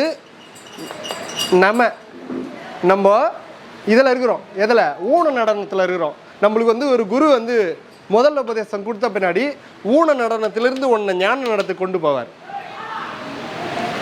உன்னை ஞான நடனத்துக்கு கொண்டு போவார். இதில் என்னன்னா, 2வது ஞான நடனம். இதில் ஒரு பெரிய நுட்பம். இதில் என்ன சொல்லணும்னா, இது உலக ஆயுதம்னு புரிஞ்சுங்க. உலக ஆயுதத்தில் நீ இருக்கிற, உலக ஆயுதத்தில் நம்ம இருக்கிறோம். அதனால் நம்மளுக்கு இந்த ஞான நடனம் அவசியமாச்சு. இப்போ இதில் வந்த பின்னாடி உலக ஆயுதத்தை பின்னாடி போட்டுருவேன். முதல்ல உனக்கு உலக ஆயுதம் தான் முதல், அப்படியே உலகத்திலேயே ஊறி ஊறி ஊறி திளைச்சி கிடப்பேன். அப்போ உனக்கு ஊன நடனமாக இருந்த உடனே ஞான நடனத்துக்கு குருநாதர் கொண்டு வந்துருக்கிறார். இப்போ 2வது ஸ்டேஜில் நீ என்ன ஆகும்னா, உனக்கு ஞானம் முன்னாடி வரணும். அப்போ நீ 2வது ஸ்டேஜ் கேட்குறன்னா, நீ இன்னும் ஊன நடனத்திலேயே புரிஞ்சுக்கின்னு சிவனை அடுத்த கட்டத்தில் நீ வச்சு நீ பிரபஞ்சத்தை லைக் பண்ணுறவன் சிவனை அப்புறம் வைப்பான். சிவனை லைக் பண்ணுறோம், பிரபஞ்சத்தை அப்புறம் வைப்பான். இது பிரபஞ்சத்தை அப்புறம் வச்சவன். அது நீ இன்னும் உலகத்தில் இதே இட்லி சாப்பிட்டுன்னு, இதே தீபாவளி பலகாரம் சாப்பிட்டுன்னு, எல்லாத்தையும் அனுபவிச்சுன்னு, எல்லா குட்டையிலையும் ஊறி எழுந்து இவ்வளோ சொல்லியும் நீ அப்படியே இருக்கிறன்னா உனக்கு எங்கே இந்த ஞான நடத்துக்கு உன்னை கூட்டுமாவான் குரு? உலகம் பின்னாடி வரணையா உனக்கு? முதல்ல உனக்கு எதுவுமே தெரியாத போது உனக்கு உலகம் முன்னாடி இருக்கலாம், உலகத்தை அப்படியே நீ லயக்கலாம், கொண்டாடலாம். உனக்கு குரு வந்து வழிகாட்டியாச்சு. இதை நீ சொல்லி சொல்லி சொல்லி சிவம்தான் முதல், எல்லாம் அப்புறம் அப்படின்னு நீ தூக்கி போடுவ பாரு, அப்போ உன்னை தேடி வந்து நிற்கும் இது. நீ அதில் போகாம அதுலேயே உனக்கு இதை வாங்கி நீ இன்னும் உலகத்திலே சுற்றி இருந்துட்டு எப்படி ரெண்டாவது தீட்சை வரும்? இதோட ஹைலைட் இன்னொன்று இருக்குது, இதுக்கு அடுத்தது அதுதான். இன்னைக்கு எல்லாருக்கும் பயனடையுங்க. ஆமாம்,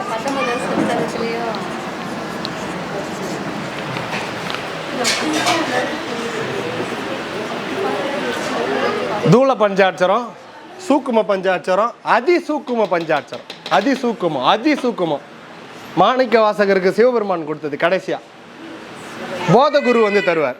நம்மள மாதிரி ஆளுங்கள்லாம் தர மாட்டாங்க, இவங்கள மாதிரி மகான்கள் போதகுரு தர்றது தான் இது. சிவமா பாவிக்க வேண்டிய குரு இதுதான், அல்ப சுல்பத்தெல்லாம் கிடையாது. சிவமாவே பாவிக்க வேண்டிய குரு யாரு? இவன் தான், போதகுரு தான். எடைப்பட்ட யாரும் கிடையாது. ஏன்னா அவங்களே இந்த பயிற்சிக்கு தான் தவம் கிடக்குறாங்க. இவங்க அதெல்லாம் கடந்து நின்று அந்த அண்டா மேலே நின்று குச்சி கூப்பிட்டாங்க. போதகுருன்றது தண்ணியில இன்னும் தட்டிங்கிறவன் இல்லை, எப்படியோ நான் ஒட்டு தண்ணி வந்துடுவேன் அப்படின்றவன் கிடையாது. வந்து நின்று வழி சொல்கிறவன் தான் போதகுரு. பொன்னம்பல சுவாமிகள், பாம்பன் சுவாமிகள், சிதம்பர சுவாமிகள், அந்த மாதிரி மகான்கள் போதகுருவாக வந்து அருள்கிரம் பண்ணுவாங்க. அது எப்படி வருவாங்கன்றது நான் ஒரு சொற்பொழியில் சொல்லணும், அது பெரிய மேட்ரு இருக்குது. இப்போ இந்த யான்றது ஆன்மா, எது இதில் ஆன்மா கடைசியில் போச்சு. இதுலேருந்தே பக்குவம் வந்த பின்னாடி நடுவில் வந்துடுச்சு. ஆன்மா கடைசியில் இருந்தார், அதுக்கப்புறம் பக்குவம் வந்த பின்னாடி நடுவில் வந்துச்சா. இப்போ நம்ம நடுவில் இருக்கிறோமா, இதில் ஒரு நுட்பம் இருக்குது. இந்த மூணாவது ஸ்டேஜ், அப்போ ரெண்டாவது ஸ்டேஜே போக முடியல, அப்போ மூணாவது ஸ்டேஜுக்கு வரணும்னா என்ன சொல்கிறாங்க பாருங்க. இல்லை ஊழல் நடந்துக்க இடம் இல்லை, இதில் எங்கே நம்ம இருக்குது? உலகமே கிடையாது அவனுக்கு, துளி கூட உலகாச்சாரம் இருக்காது. கடும் துறவு மேற்கொண்ட மகான்கள் இருக்கிறாங்க பாருங்க. எனக்கு ஆரம்பிச்சது இந்த சம்பவம் சீர்காழிக்கு தெரிஞ்சது. சீர்காழியில் இந்த அப்பா ஆசை பையனை பார்க்கணும்னு ரொம்ப நாள் ஆயிடுச்சு. பையன் மதுரைக்கு போய் இந்த மாதிரி சமணர்களை விரட்டி இருக்கிறான், உலகமே புகழுது. அப்போ அவ்வளோ பெரிய நிலை ஆகிறான், அவர் பார்த்தே ஆகணுன்ட்டு அப்பா புறப்பட்டு வர்றார். எங்கேருந்து? சீர்காழிலேருந்து புறப்பட்டு மதுரைக்கு வர்றார்.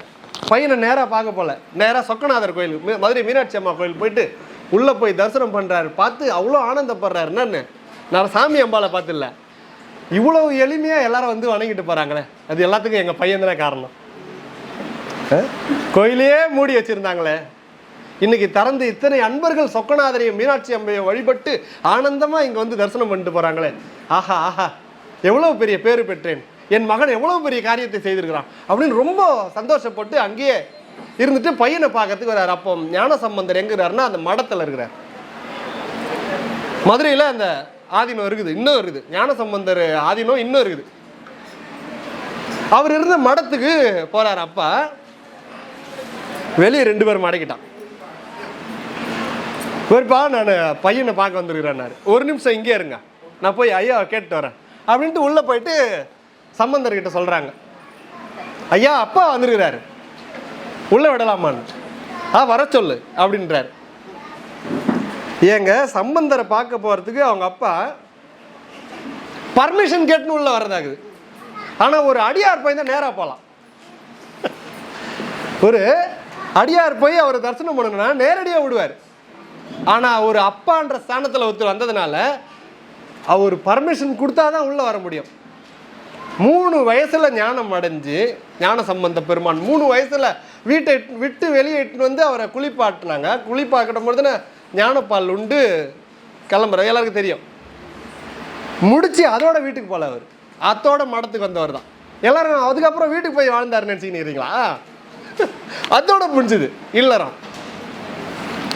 எப்போ ஞானப்பால் உண்டு அப்பா அம்மா அவருன்னு காமிச்சிட்டு போனாரோ அதோட கோவில் கோவில் கோவிலாக தலை யாத்திரை அங்கங்கே தங்கி தரிசனம் பண்ணிட்டு வர்றார்.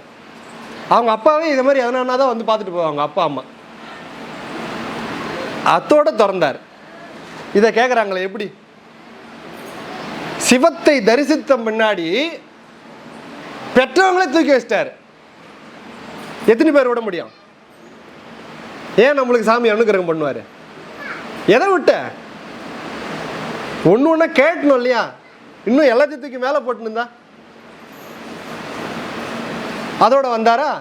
அப்பா உள்ள விடுனாரா? உள்ள வந்துட்டார். அப்பா மகனே அப்படின்னு சொல்லி பார்த்தாரு. வாங்க அப்படின்னாரு. அப்பாவும் அம்மாவும் எப்படிக்கிறாங்கன்னு கேட்டார். அப்பாவும் அம்மாவும் எப்படி இருக்கிறாங்கன்னு கேட்டார். அவருக்கு ஒன்றும் புரியல. நான் தான் அப்பா வந்துட்டேன்ப்பா, அம்மாவை கேட்குறியான்னு. தோணிபுரத்து அப்பனை பார்த்து ரொம்ப நாள் ஆச்சு, எங்கள் அப்பாவும் அம்மாவும் எப்படி இருக்கிறாங்கன்னு கேட்டார். ஆடி போயிட்டார். அவங்க அப்பா ஆடி போயிட்டார். மண்ணில் நல்ல வண்ணம் வாழலாம், எண்ணில் நல்ல கதிக்கு யாதுமோர் குறைவில்லை. கண்ணில் நல்ல அக்துரும் கழுமல வளநகர், பெண்ணில் நல்லாளோடு பெருந்தகை இருந்ததே. அப்ப பாடினார். அப்பதான் பாடினார். எங்க அப்பா அம்மா மண்ணில் நல்ல வண்ணம் வாழலாம், எண்ணில் நல்ல கதிக்கு யாதுமோர் குறையில்லை. எப்படிக்கிறாங்க?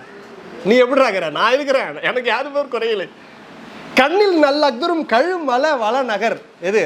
சீர்காழிக்கு எத்தனை பேர்? 12 பேர் இன்னும். அதில் ஒரு கழுமல வளநகர்னு ஒரு பேர். கண்ணில் நல்ல அக்துரும் கழுமல வளநகர், பெண்ணில் நல்லாளோடு பெருந்தகை இருந்தது. எப்படிங்கிறாங்க அப்பா அம்மா அப்படின்னு கேட்டார். அவங்களுக்கு என்ன சௌபாக்கியமாகறாங்க? கேட்டதா சொல்லுங்க. உறவா உற்றாரா பெற்றவர்களாம் எல்லாமா சிவம் தான். எல்லாமா சிவம் தான். அந்த பக்குவம் நம்மளுக்கு இல்லையே. எப்படி வரும்? ரெண்டாவது எவ்வளவு விடணும்? சும்மா கிடையாதுங்க, பட்டம் போட்டுக்கிறது கிடையாது. உள்ளிருந்து தியாகம் பண்ணணும். எவ்வளோ பண்ணிடுறாங்க. சும்மா விட்டு வர்றது. வந்தாரு மறுபடியும் ஆவடுதுறை, திருவாவடுதுறைக்கு வராரு. அதே மாதிரி ஞான சம்பந்தர் அந்த கோயிலை தரிசனம் பண்ணிட்டு இருக்கிறார். அப்போ ஒரு வேள்வி செய்யறதுக்காக அவங்க அப்பா சீர்காழியில் அப்பா யாகம் பண்ணணும். ஆமாம், பொன் பொருள் பத்தலை, நம்ம பையன் தான் பெரிய லெவலில் இருக்கிறாரு, அவர்கிட்ட காசு கேட்போம் அப்படின்னு சொல்லிட்டு வராரு. திருவாவடுதுறையில் வந்தால் ஞான சம்பந்தர் அதே மாதிரி மடத்தில் உட்காந்துக்கிறார். அப்பா உள்ளே வர்றார். அப்பா கேட்குறாரு, எப்பா வேள்வி ஒன்று பண்ணலான்னுக்கிறேன், எனக்கு பொருள் பத்தலைப்பா, ஏதாச்சும் காசு இருந்தால் கொடுங்க. இன்னைக்கு இருக்கிற மடாதிபதியா அவர் எவ்வளோ பிளாங்க் செக் எடுத்து நான் எழுதி தரேன். அவரு அவங்கக்கிட்ட விபூதி தான் இருக்கும், லிங்கம் இருக்கலாம், போட்டுக்கிறது வேற எதுவும் இல்லை. பையன் இது மாதிரி உலக நன்மைக்கு வேண்டி அப்பா இது மாதிரி யாகம் பண்ணணுன்ற காசு ஒன்றுன்னு கேட்குறார். இவருக்கு ஒன்றும் புரியல. நேராக உள்ளே போயிட்டார். சாமியை பார்க்க இருங்கப்பா அப்படின்னு சொல்லிட்டு உள்ளே போயிட்டார். பையன் பீரோவை திறந்து காசு எடுத்துன்னு வருவான்னு பார்த்தாரு. அவர் எங்கே பீரோ வச்சுக்கிறார். நேராக போயிட்டார். உள்ள போனால் மாசிலா மணி ஈஸ்வரர். யாரு? மாசிலா மணி ஈஸ்வரர். அது என்ன பாட்டுமா? அங்கே போயிட்டு சாமி உள்ள நின்று பாடுறார். இடரினும் தளரினும் எனதுரு நோய் தொடரினும் உணகடல் தொழுதெழுவேன் கடல் தனில் அமுதோடு கலந்த நஞ்சை மிடரினில் அடக்கிய வேதியனே இதுவோ எமை ஆளுமாறு ஈவதொன்று எமக்கில்லையேல் அதுவோ உமதின் அருள் ஆவடுதுறை அரணினார். திருவாவடுதுறையில் பாடினது. இடரினும் தளரினும் எனதுரு நோய் தொடரினும் உனது கடல் தொழுது எழுவேன். என்ன நடந்தாலும் எத்தனை பேர் பண்ணுவோம்? 2 நாள் ஜுரம் அடிக்கிற மாதிரி இருக்குது, பூஜை விட்டேங்க, அப்படியே கொஞ்சம் காய்ச்சல் வர மாதிரி இருக்குது, சாயந்தரம் ஒரு வேளை குளிக்கணுமா? நம்ம சாமி தானே, இன்னைக்கு ஒரு நாள் அபிஷேகம் பண்ணலாம் ஒன்றும் இல்லை அப்படின்னு விட்டு போயிடுவான். இடரினும் தளரினும் எனதுரு நோய் தொடரினும் எது நடந்தாலும் உனது கடல் தொழுது எழுவேன். உன் திருவடியை நான் விட்டதில்லை, உன் திருவடியை தான் தொழுவேன். இடரினும் தளரினும் எனதுரு நோய் தொடரினும் உனது கடல் தொழுது எழுவேன் கடல் தனில் அமுதோடு கலந்த நஞ்சை. என்னது? கடல்ல இருந்து வந்தது நஞ்சு. கடல் தனில் அமுதோடு கலந்த நஞ்சை மிடரினில் அடக்கிய வேதியனே. சிவபெருமான எப்படி அப்படி கொஞ்சனும் அப்படி கெஞ்சணும். இதெல்லாம் நுட்பம். அப்படி கொஞ்சம் மாதிரி கொஞ்சுவாங்க, அப்படியே வாங்கிடுவாங்க கேட்டு. கடல் தண்ணியில் அமுதோடு, உனக்குலாம் இதெல்லாம் சாதாரணையா அப்படின்றாரு. கடல் தண்ணியில் அமுதோடு கலந்த நெஞ்சை மிடரினில் அடக்கிய வேதியனே இதுவாயா என்ன ஆள்றது. அவர் கொடுக்கறதுக்கு எதுவும் இல்லையா? அப்பா வந்து கேட்குறாரு, எனக்கு கொடுக்கறதுக்கு எதுவும் இல்லையான்றாரு. கடல் தண்ணியில் அமுதோடு கலந்த நெஞ்சை மிடரினில் அடக்கிய வேதியனே இதுவோ எமை ஆளுமாறு ஈவதொன்று எமக்கில்லையே. என்னையும் நிற்க வச்சிய கடைசியில் இது கேட்கு, என்னையே நிற்க வச்சிய இதை கேட்டு இதுவாயா அவன் அருள் அப்படின்னாரு. வந்து நின்னுதுங்க பொற்கிழி. அப்படியே திறந்து பார்த்தா தங்கம் நாணயங்க. அப்பா இந்தா, மகன் கேட்டவனே எடுத்துட்டு வந்து கொடுக்குறான். பீரோவில் வச்சிருந்தான் போல இது. அவர் எந்த பீரோவில் அப்படி எடுத்துன்னு வந்தார் பொற்கிழியை எடுத்துன்னு வந்து, அப்பா இந்தாங்க, சிவனை முன்னிறுத்தி வேள்வி செய்கன்னு கொடுத்தார். அதுதான் உயர்வு. சிவனை முன்னிறுத்தாமல் நீ எந்த யாகம் செய்தாலும் அது வேஸ்ட். அப்படித்தானே அழிஞ்சான் தட்சன். சிவனை நோக்கி செய்யாம புதுசா நான் ஒன்று டெக்னிக் கண்டுபிடிச்சிட்டு ஆரம்பிச்சான். கடைசியில் வீரபத்ரர் வந்து துவம்சம் பண்ணது கந்த புராணத்தில் நம்ம பார்த்தோம். அது மாதிரி கொடுக்கும்போது சொன்னார், சிவனை முன்னிறுத்தி நீ யாகம் வேள்வி செய்க, உலக நன்மைக்காக செய்க அப்படின்னு சொல்லி கொடுத்தார். அதை வாங்கின்னு வந்து தான் அவர் வந்து யாகம் பண்றார். அதில் 10 பதிகம் வரும். மாசிலாமணீஸ்வரர்கிட்ட 10 பதிகம் வரும். முதல் வரி பதிகம் தான் நான் சொன்னேன். 2வதுல ஒன்று சொல்லுவார், வாழினும் சாவினும் தொழுது எழுவேன் புண்ணியனை இதுவோ எமை ஆளுமாறு. அதில் கழிவு ஊறினுன்னு ஒரு இடம் வரும். அதில் அது அடுத்ததா அந்த 10 பாட்டுக்குள்ள ஒரு லைனில் வரும். என்ன சொல்றாரு, மலஞ்சலம் போய் கழுவி ஊறிக்கின்னு ஒரே இடத்துல படுத்துந்தான். வயசான காலத்தில் முடியாத நிலை, கை கால் அசைக்க முடியாத கூட நான் படுத்துங்கிறேன். மலம் ஜலம் அங்கேயே போயிட்டு ஈ முக்குது, அப்படியே படுத்துங்கிறேன். அப்போ கூட உன் திருவடியை விட்டு மாட்டையா? எப்படி? அப்போ கூட உன் திருவடியை நான் விட மாட்டேன். அப்பயும் உன்னை 5 எழுத்து சொல்லின்னு இருப்பேன். அப்பயும் உன்னை பக்கத்தில் வச்சு என்னால் முடிஞ்ச தண்ணியை ஊற்றின்னு இருப்பேன். அப்பயும் பாட்டு பாடின்னு இருப்பேன். அப்பயும் பூ போடுவேன். இந்த வைராகியம் எத்தனை பேர் எடுக்க முடியும்? ஒரு சின்ன துன்பம் வந்தாலே ஐயோ அப்படின்னு ஓடிடுறோம். எப்படி அப்ப 2வது நிலை கூட்டும் போவார்? கனியணும். இது எப்படி நடக்கும்னா, அவனை தவிர வேற எதுவும் நிரந்தரம் இல்லைன்னு உறுதிப்பாடு வரணும். இவ்வளோ நம்பணும். நீ எதை நம்பினாலும், நான் உண்மையிலே சொல்றேன், அடிக்கடி அதை தான் சொல்லுவேன், நீ அவனை தவிர நீ உலகத்துல எதை நம்பினாலும் யாரை நம்பினாலும் சத்தியமாக ஒரு நாள் ஏமாற்றப்படுவான், ஏமாத்துவான். நீ எவ்வளோ ஆசை வச்சு உன் பையனை வளர்த்தாலும் சரி, நீ எவ்வளோ ஆசை வச்சு உன்னுடைய மனைவி கிட்ட இருந்தாலும் சரி, எவ்வளோ ஆசை வச்சு உன் கணவன் மேலே இருந்தாலும் சரி, எவ்வளோ ஆசை வச்சு உன் தந்தை கிட்ட இருந்தாலும் சரி, உன்னுடைய தாயார்கிட்ட இருந்தாலும் சரி, அது எல்லாம் ஒரு நாள் எல்லாருமே மாயமாகப்படுவார்கள். அது எல்லாரும் சொல்ல முடியாது, யாரும் சொல்ல முடியாது. ஏன்னா இதுதான் கொஞ்ச நாள் தான், இதெல்லாம் கொஞ்ச நாள் தான். எல்லாமே சும்மா நடிக்க வச்சிருக்கிறான். இப்போ நம்ம இறந்துட்டோம்னா, நம்ம ஆன்மா போயிடுதுன்னா, போயிட்ட பின்னாடி நம்ம மறுபடியும் இப்படி உடம்பு விட்டு உயிர் நீங்கின பின்னாடி நம்மளே என்ன நிலைமையில இருக்கிறோம்னு தெரியாது. அது இருள் நிலைக்கு ஆன்மா போயிடும். அப்போ யார் உன் பையன்னு தெரியும், யார் உன் மனைவின்னு தெரியும், யார் உன் அப்பான்னு தெரியும். அவனா பார்த்து அடுத்த பிறவியில் ஞாபகம் வச்சு ஏதோ ஒன்று போட்டால் தான் அவன் புதுசாக முளைச்சி வரும். இது இந்த இவர் அப்பான்னு பிடிச்சிக்கும். நேற்று வரல அவர் அப்பான்னு இருந்தது, இந்த ஜென்மாவில் போட்டோன்னு இவர் அப்பான்னு பிடிச்சிக்கும். நினைவுகள் இருக்கிறவர்களும் தான், இந்த தொடர்ச்சியான நினைவுகள் இருக்கிறவர்களும் தான் தாய் தந்தை உறவு உற்றார் எல்லாம். உனக்கு நினைவு இருந்தாலும் சரி, நினைவு இல்லைனாலும் சரி, எது நடந்தாலும் சரி, ஈசன் ஒருவனே, அவன்தான் உறவு, அவன்தான் உறவு. நீ எதை கூட்டாலும் நடுவில் ஒரு உறவு புதுசா வந்ததுன்னா அது ஏன் வந்ததுன்னு பார்க்கணும்.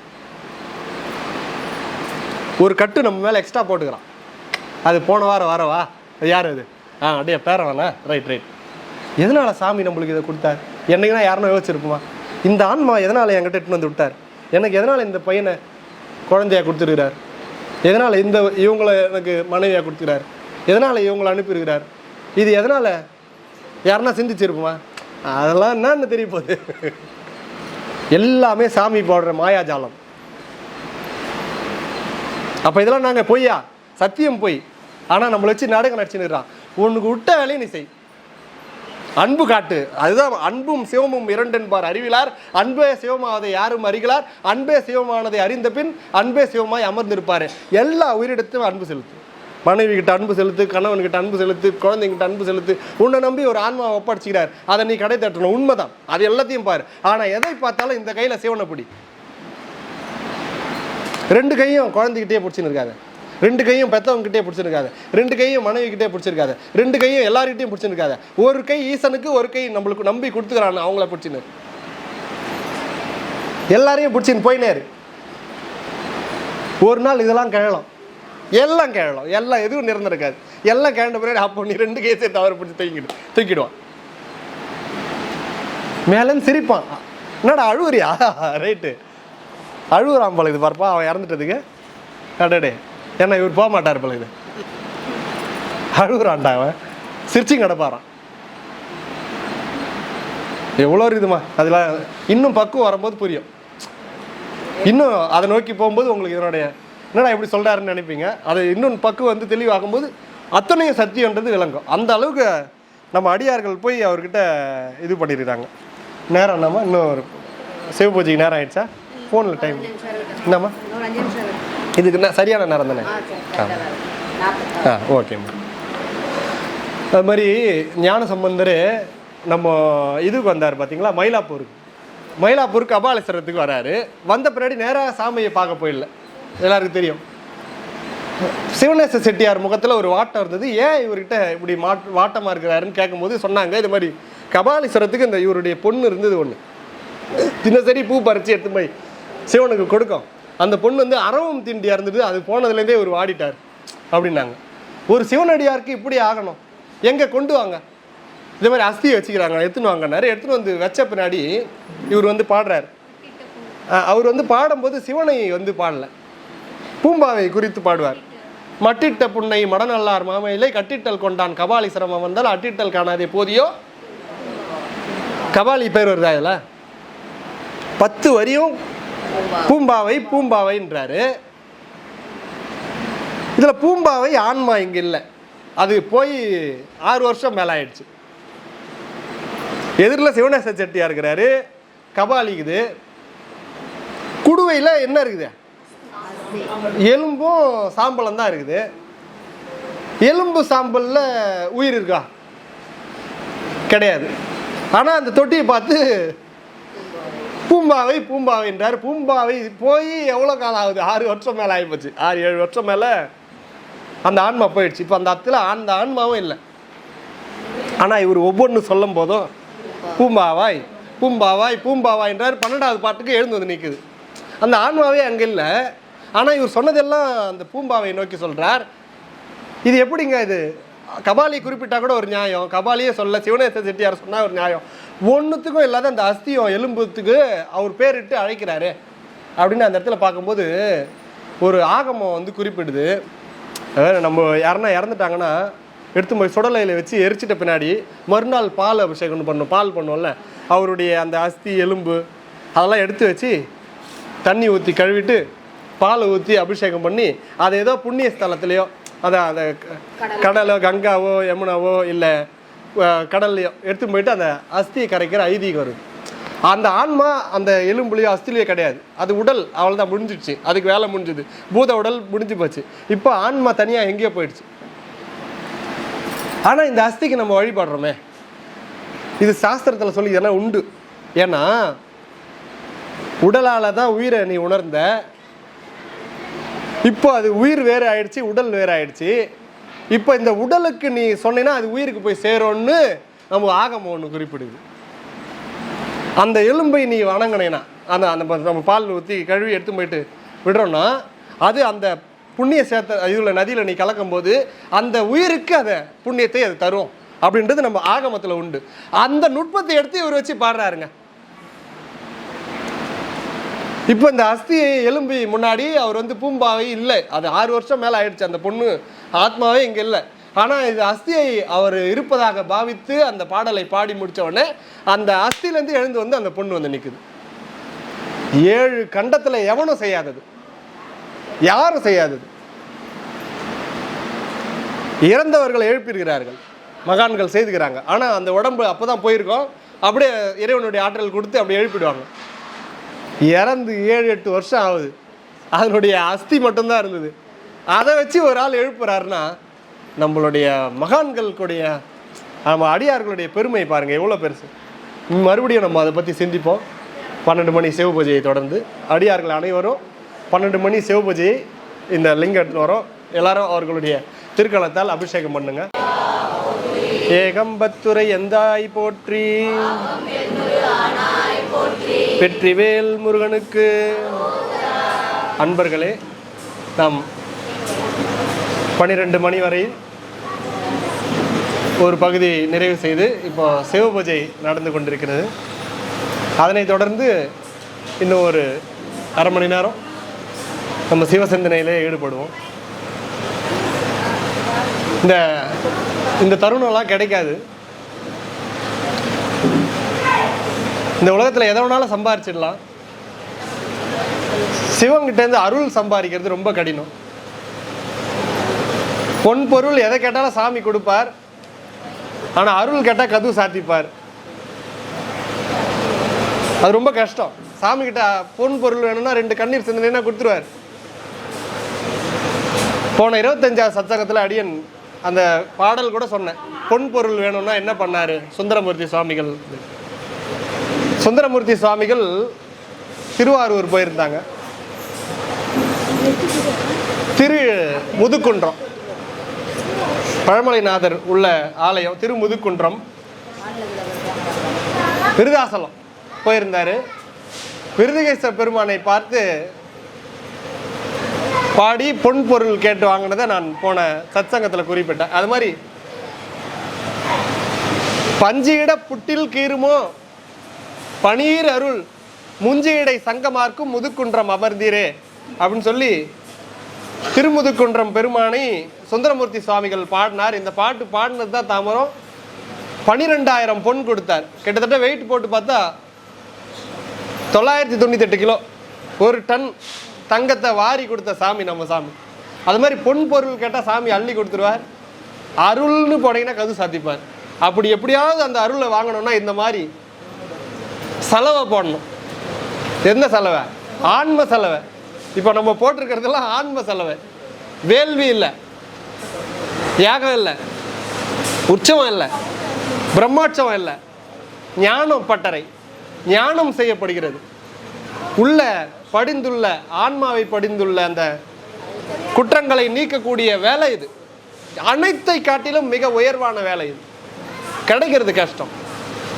திருவருளும் குருவருளும் கூடியிருக்கிற ஒருவனுக்காக தான். ரொம்ப கடினம், ரொம்ப கடினம்.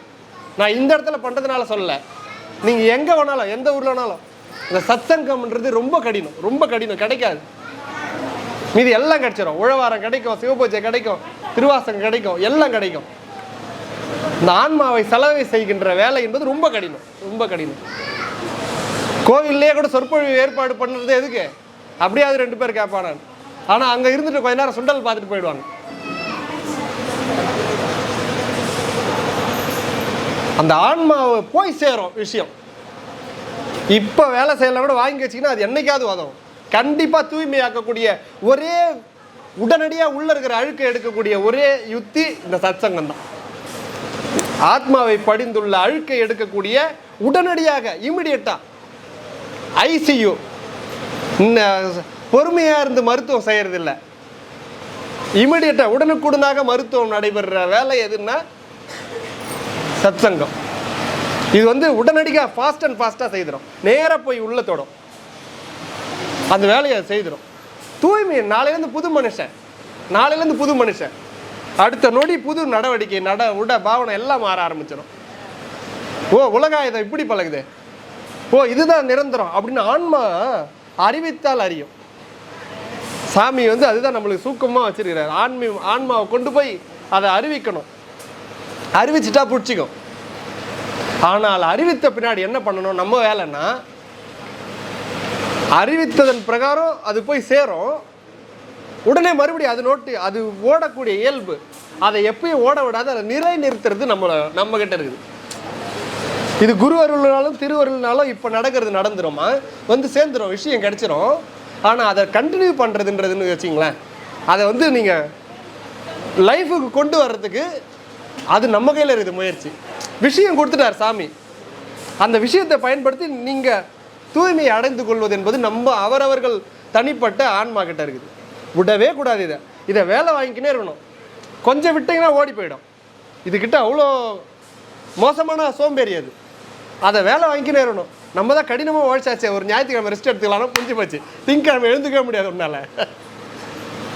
ஆன்மாவை அவ்வளோ பர்ஃபெக்ஷனாக வச்சிடணும்.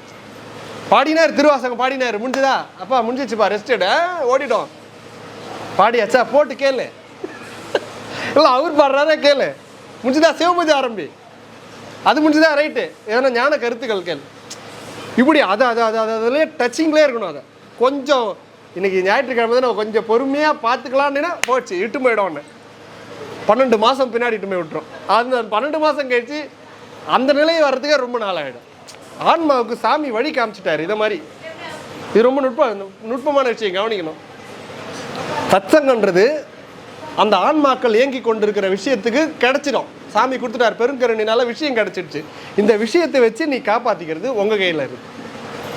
குரு அருளும் திருவருளும் செய்து விஷயத்தை கொடுத்துடுச்சு. இந்த விஷயத்தை அதை நமக்காக பயன்படுத்தி கொள்வது என்பது அவரவர்களுடைய பக்குவத்தில் இருக்குது. அதன் பிரகாரம் நடக்குது. இன்றைக்கி இந்த பாம்பன் சாமிகளை பற்றி நான் பேசியிருந்ததை இன்றைக்கி உலகம் முழுக்க பார்க்குதுன்னு சொன்னேன் இல்லையா, எத்தனையோ பேர் அதில் பாம்பன் சாமி பேரனே ஃபோன் பண்ணாருன்னா இதனுடைய சத்தியம் என்னது நான் உங்களுக்கு சொல்கிறேன். எப்படி அந்த வீடியோ அவ்வளோ தூரம் போகுதுன்னா டெக்னாலஜி மூலமாகவானா இல்லை, அதுக்கு பின்னாடி நான் 108 நாள் பூஜை பண்ணேன். ஒரு சத்சங்கம் பேசணும்னா அந்த மகானை உள்வாங்கணும்னா அவ்வளோ உழைக்கணும். 108 நாள் முடி வெட்டலை, தாடி வளர்க்கலை, நகம் வெட்டலை, ஒழுக்கமாக கடைபிடிச்சு உண்மையாக இருந்து அந்த சண்முக கவசத்தையும் அவருடைய நூலையும் பாடி பாடி பாடி 108 நாள் உட்காந்து அப்படியே பாம்பன் சாமியே யோகம் பண்ணி அதை எடுத்துகிட்டு பேசினால்தான், அதனால தான் கண்ணீர் வருது. அது ஆன்மா நீராச்சே.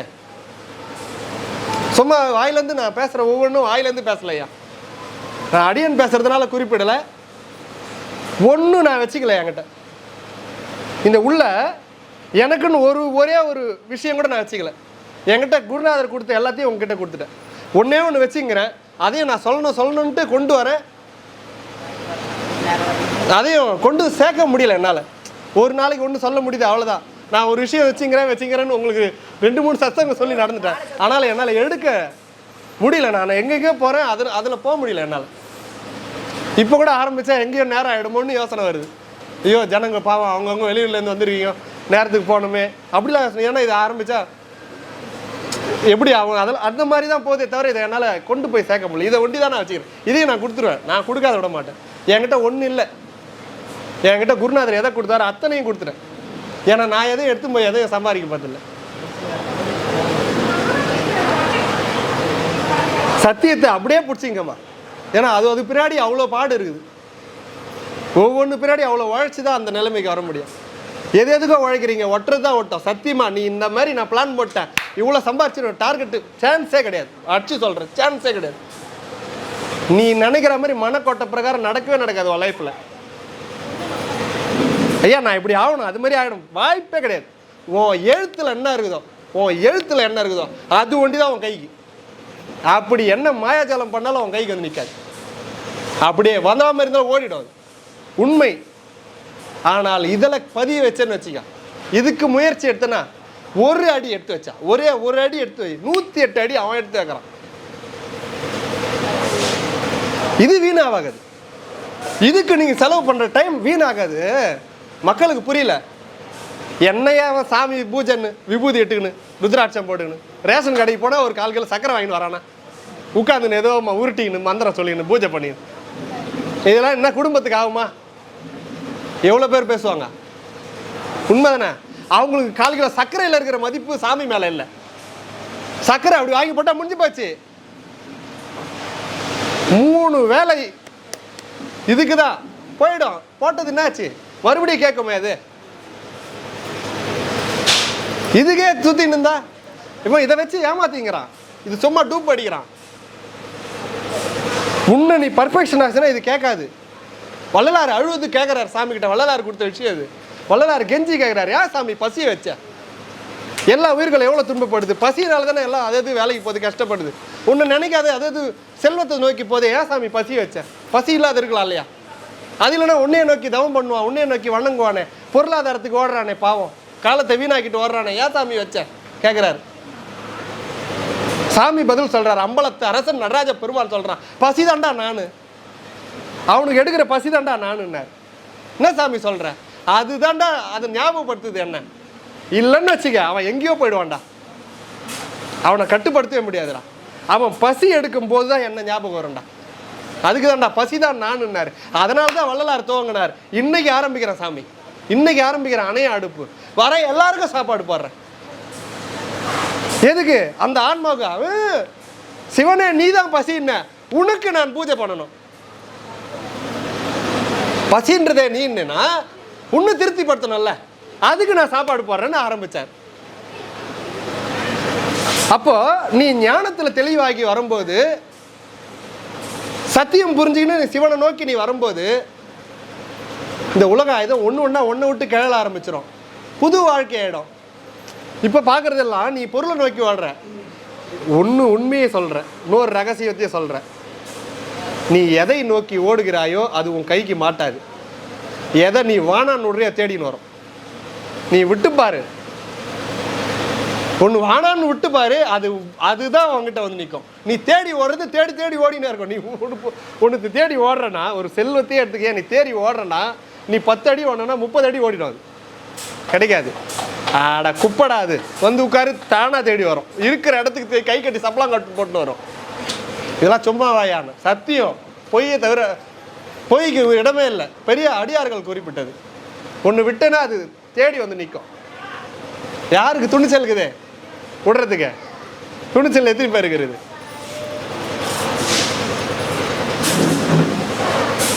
அதனால் அன்பர்களே, எதற்கு நீங்கள் செலவு பண்ணுற நேரத்தை காட்டிலும் அது இறை வழிபாட்டுக்கு நீங்கள் செய்தீங்கன்னா அது என்றைக்கும் மாற போகிறது. ஏன்னா எல்லாமே ஒரு நாள் முடிஞ்சிடும். ஐயா எல்லோரும் நினச்சிக்கிறோம் யார் யாருக்கும் மரணம் வருது, அவங்க தானே செத்தாங்க, நம்மளுக்கு சாக மாட்டேன்னு, நம்மளுக்கு காலம் இருக்குதுன்னு ஒருத்தன் உறுதி சொல்ல முடியாது. எத்தனை நாள் எழுதி கொடுப்பாங்களாம், ஓப்பன் ஸ்டேட்மெண்ட் எழுதி வைங்க, நான் தான் என் பையனை பார்த்துப்பேன், நான் தான் என் குடும்பத்தை பார்த்துப்பேன், நான் இவ்வளோ காலம் இருப்பேன். யாருன்னா கொடுக்க முடியுமா? யாருன்னா நான் முதற்கொண்டு யாராலையும் முடியாது. எதுக்கு சும்மா அப்புறம் அவன் நடிப்பு காட்டுறான்னா ஏன் நடிச்சுக்கிறேன், நான் பயந்துக்கிறோம். நம்ம இல்லைனாலும் குடும்பம் ஓடும். ஐயோ நான் இல்லைன்னா நான் இப்படி இது பசங்க, ஏய் இந்த விளையாட்டே வேணாம் சும்மா, அதெல்லாம் நான் இல்லைன்னா என்ன ஆகுங்களோ, ஒரு மண்ணும் ஆகாது. நீ இல்லைன்னா சூரிய உதிக்காத போயிடுதா, மழை வராது போதா, மே ஜூன் ஜூலை ஆகஸ்ட்னு வராது போதா, 2026 27 28 வராது போதா, எல்லாம் அது பாட்டு நடக்கும். நீ ஏன்டா நடிக்கிற? நீ ஏன் மாயை வளையத்தை சுற்றி வளையம் போட்டு நீயே உட்காந்துக்கிற? ஏமாத்திங்கிறாயா அவன்? இது உடச்சின்னு வெளியே வர்றது தான் மாயையிலேருந்து ஞானத்துக்கு வர நுட்பம். இது எல்லாருக்கும் தெரியும். ஆனால் எத்தனை பேர் நம்பி வருவோம்?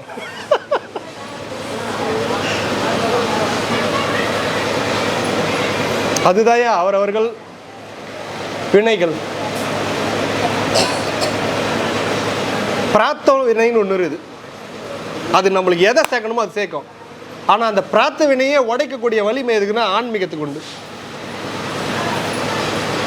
இப்போ பிரார்த்த வினையில் இந்த ஜென்மாவில் நீ இவ்வளோ கோடீஸ்வரன்னு வச்சுக்க, அது கொண்டு வந்து சேர்ப்பான், பிரார்த்த வினையில் வந்து சேர்ந்துடும்.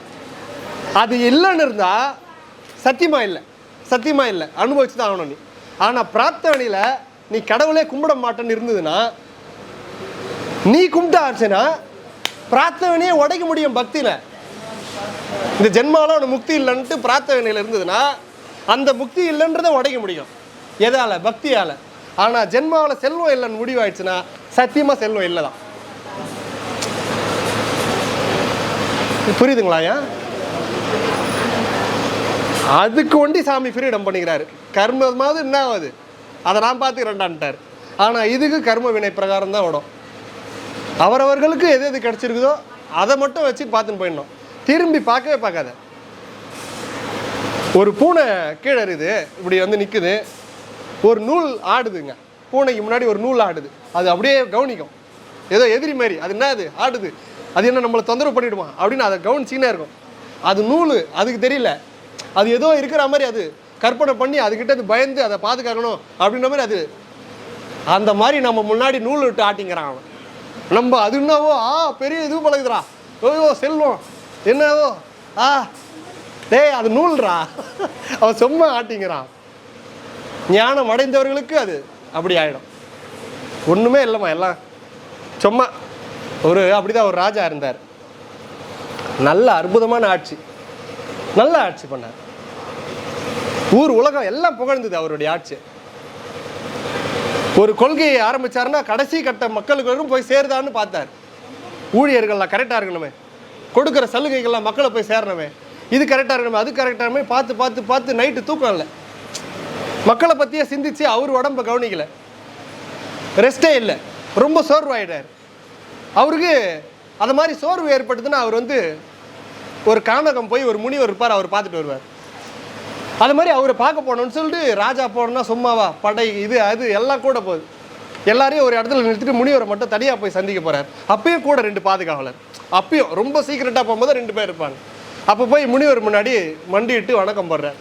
கண்ணை திறந்து, என்ன ராஜா நல்லா இருக்கிறியா, உன்னை பற்றி நான் நிறைய கேள்விப்பட்டேன், மக்களுக்கு அவ்வளோ நன்மை செய்கிறியாமே, ரொம்ப சந்தோஷமாக இருக்குது, நல்லா இதுவாக பண்ணுறியாமே, நல்லா இங்கெல்லாம் தகவல்லாம் இங்கே வரவங்கெல்லாம் சொன்னாங்க, நல்லா பண்ணுறியாமே, ஆசீர்வாதம் இருக்கட்டும் அப்படின்னாரு.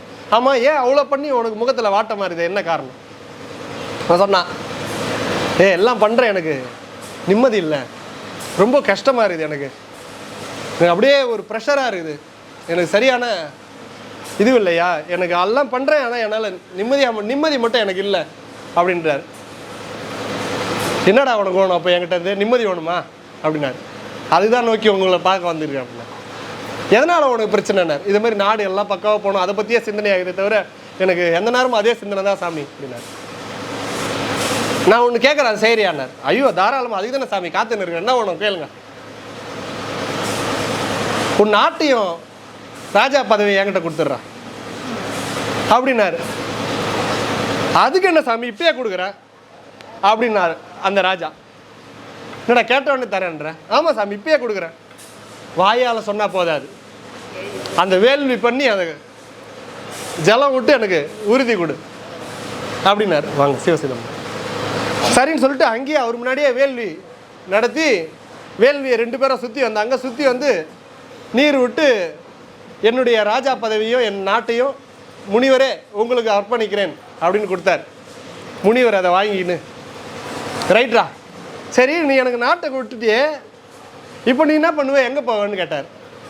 அது என்ன, நான் நேரடியாக போயிட்டு கஜானாவிலேருந்து கொஞ்சம் காசு எடுத்துகிட்டு ஏதோ எனக்கு தெரிஞ்ச தொழிலை நானும் என் குடும்பம் வந்து நான் பொழைச்சிப்பேன் அப்படின்னா.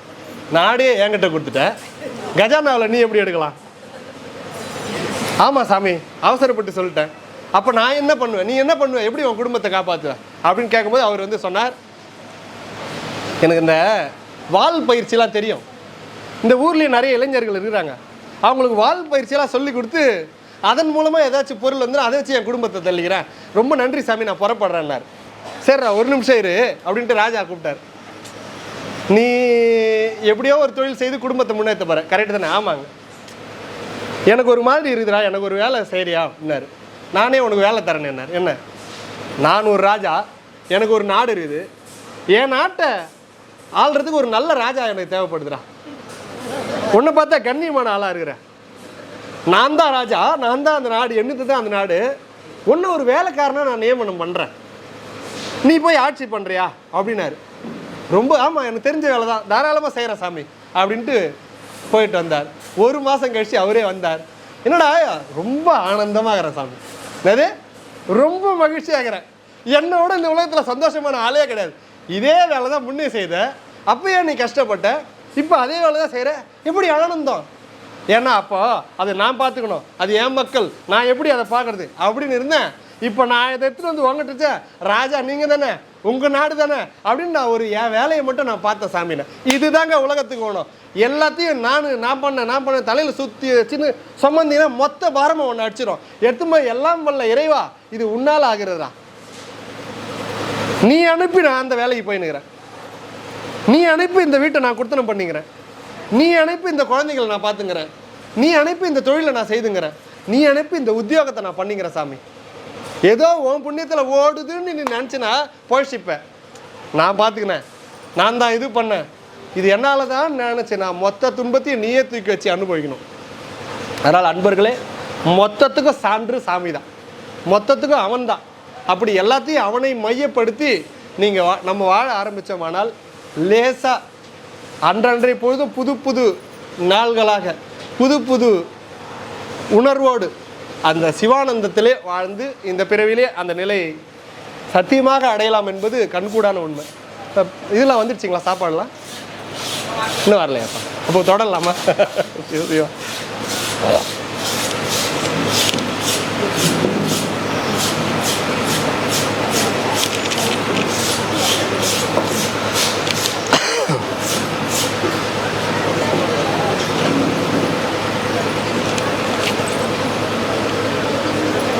இது இது இப்போ தொடங்கினா லேட் ஆகிடும் இல்லையா? முடியாது. ஆமாம் ஆமாம். இந்த அம்மா ஒரு கேள்வி கேட்டிருந்தாங்க, ஐயா இந்த முருகர் வரைஞ்சிருக்கீங்க, இதுக்கு ஐயா மூக்கு மொழிலாம் இல்லை, எதனால் ஐயா இப்படி இருக்குது அப்படின்னு கேட்டாங்க. இது திருப்போரூர் முருகனுடைய வடிவம். திருப்போரூர் அருள்மிகு கந்தசாமி முருகப்பெருமான் மூலவரை நீங்கள் போய் பார்த்தீங்கன்னா இதை மாதிரி தான் இருக்கும், மூக்கு மொழி எதுவுமே இருக்காது. எதனால் அப்படின்னா அந்த சிலை என்னைக்கு செய்ததுன்னு யாருக்கும் தெரியாது. திருப்போரூர் முருகர் வந்து யுகம் யுகம் யுகமாக இருக்கிறார். எப்போ எந்த ஊழி காலத்துக்கு முன்னாடியா எப்போ செய்தாங்கன்னு எந்த சுவடிலையும் இல்லை, எந்த சுவடிலையும் இல்லை. அதை சுனாமி மாதிரி பல அலைகள் வந்து அடித்து 7 தடவைக்கு மேலே அது கடல் உள்ள போயிட்டுது. அதுக்கப்புறம் மறுபடியும் அதை அடிச்சுட்டு வரும்போது அந்த முருகர் கீழே அவருக்கு மேலே ஒரு பனம் மரமே வளர்ந்து நின்றுதுன்னா எவ்வளோ காலம் கீழே இருந்திருப்பாருன்னு பார்த்துங்க. ஒரு ஒரு செடிக்கு ஒரு கணக்கு. ஒரு அரைக்கீரை போட்டிங்கன்னா 3 நாளில் முளைச்சிடும். அந்த மாதிரி ஒரு பதத்துக்கு இருக்கிறதுல ரொம்ப காலம் அதிகமானது எதுன்னா பனைமரம் தான். ரொம்ப நாள் எடுத்துக்கும். ஏன்னா அது எவ்வளோ ஹைட் இருக்கோ அவ்வளோ வேறு உள்ளே போகணும். அப்படி அந்த பனைமரம் அவ்வளோ உயரம், அதுவும் இவ்வளோ தடி அடியிலன்னா எவ்வளோ ஹைட்டு போயிருக்கும் பாருங்க. அந்த அளவுக்கு அது வளர்ந்துருக்கணும்னா அத்தனை காலம் அந்த முருகப்பெருமான் கேட்குறாரு, அவருக்கு மேலே அவ்வளோ பெரிய மரம் வளர்ந்துருந்து. அப்போ தான் நம்ம திருப்பூர் ஸ்ரீமத் சிதம்பர சுவாமிகள் நம்ம குருநாதர் அவர் வந்து மதுரையில் அப்படியேற்பட்ட மகான் அவர் வந்து குமாரதேவரை சந்தித்து, ஏதோ அது பெரிய கதை, அது போன முழுமையாக முடிக்க முடியாது. குமாரதேவர் தான் அவருடைய குரு கிட்ட எட்டும் போகிறார். பேர் ஒரு சாந்தலிங்க சாமி வந்து சொல்கிறார், மிக ஞானம் உள்ளவன்டா, நீயே இவனுக்கு குருவாயிரு அப்படின்னோடனே குமாரதேவர் தான் அவருக்கு உபதேசம்லாம் பண்ணி 2 பேரும் அருகில் உட்காந்து தவம் பண்ணுறாங்க. தவம் பண்ணும்போது சிதம்பர சாமி கண்ணை முன்னாலே மயில் பறகுது. தியானத்தில் சின்னசாமி கண்ணை முன்ன மயில் பறகுதுனார். டேய், உன்னை மதுரை மீனாட்சி அம்மா கூப்பிட்றா, கிளம்புனார். உங்களை விட்டு நான் போக மாட்டேன்னார். இல்லை, நீ போய் தான் ஆகணும்னு விருதாசலத்தை விட்டு அனுப்புகிறார். அப்போ வந்து மதுரைக்கு வரார். மதுரைக்கு வந்து பொற்றாமரை குளத்தில் 48 நாள் குளித்து அருகம்புல் சாறு மட்டுமே எடுத்துக்கிறார், வேற ஒன்றவே கிடையாது.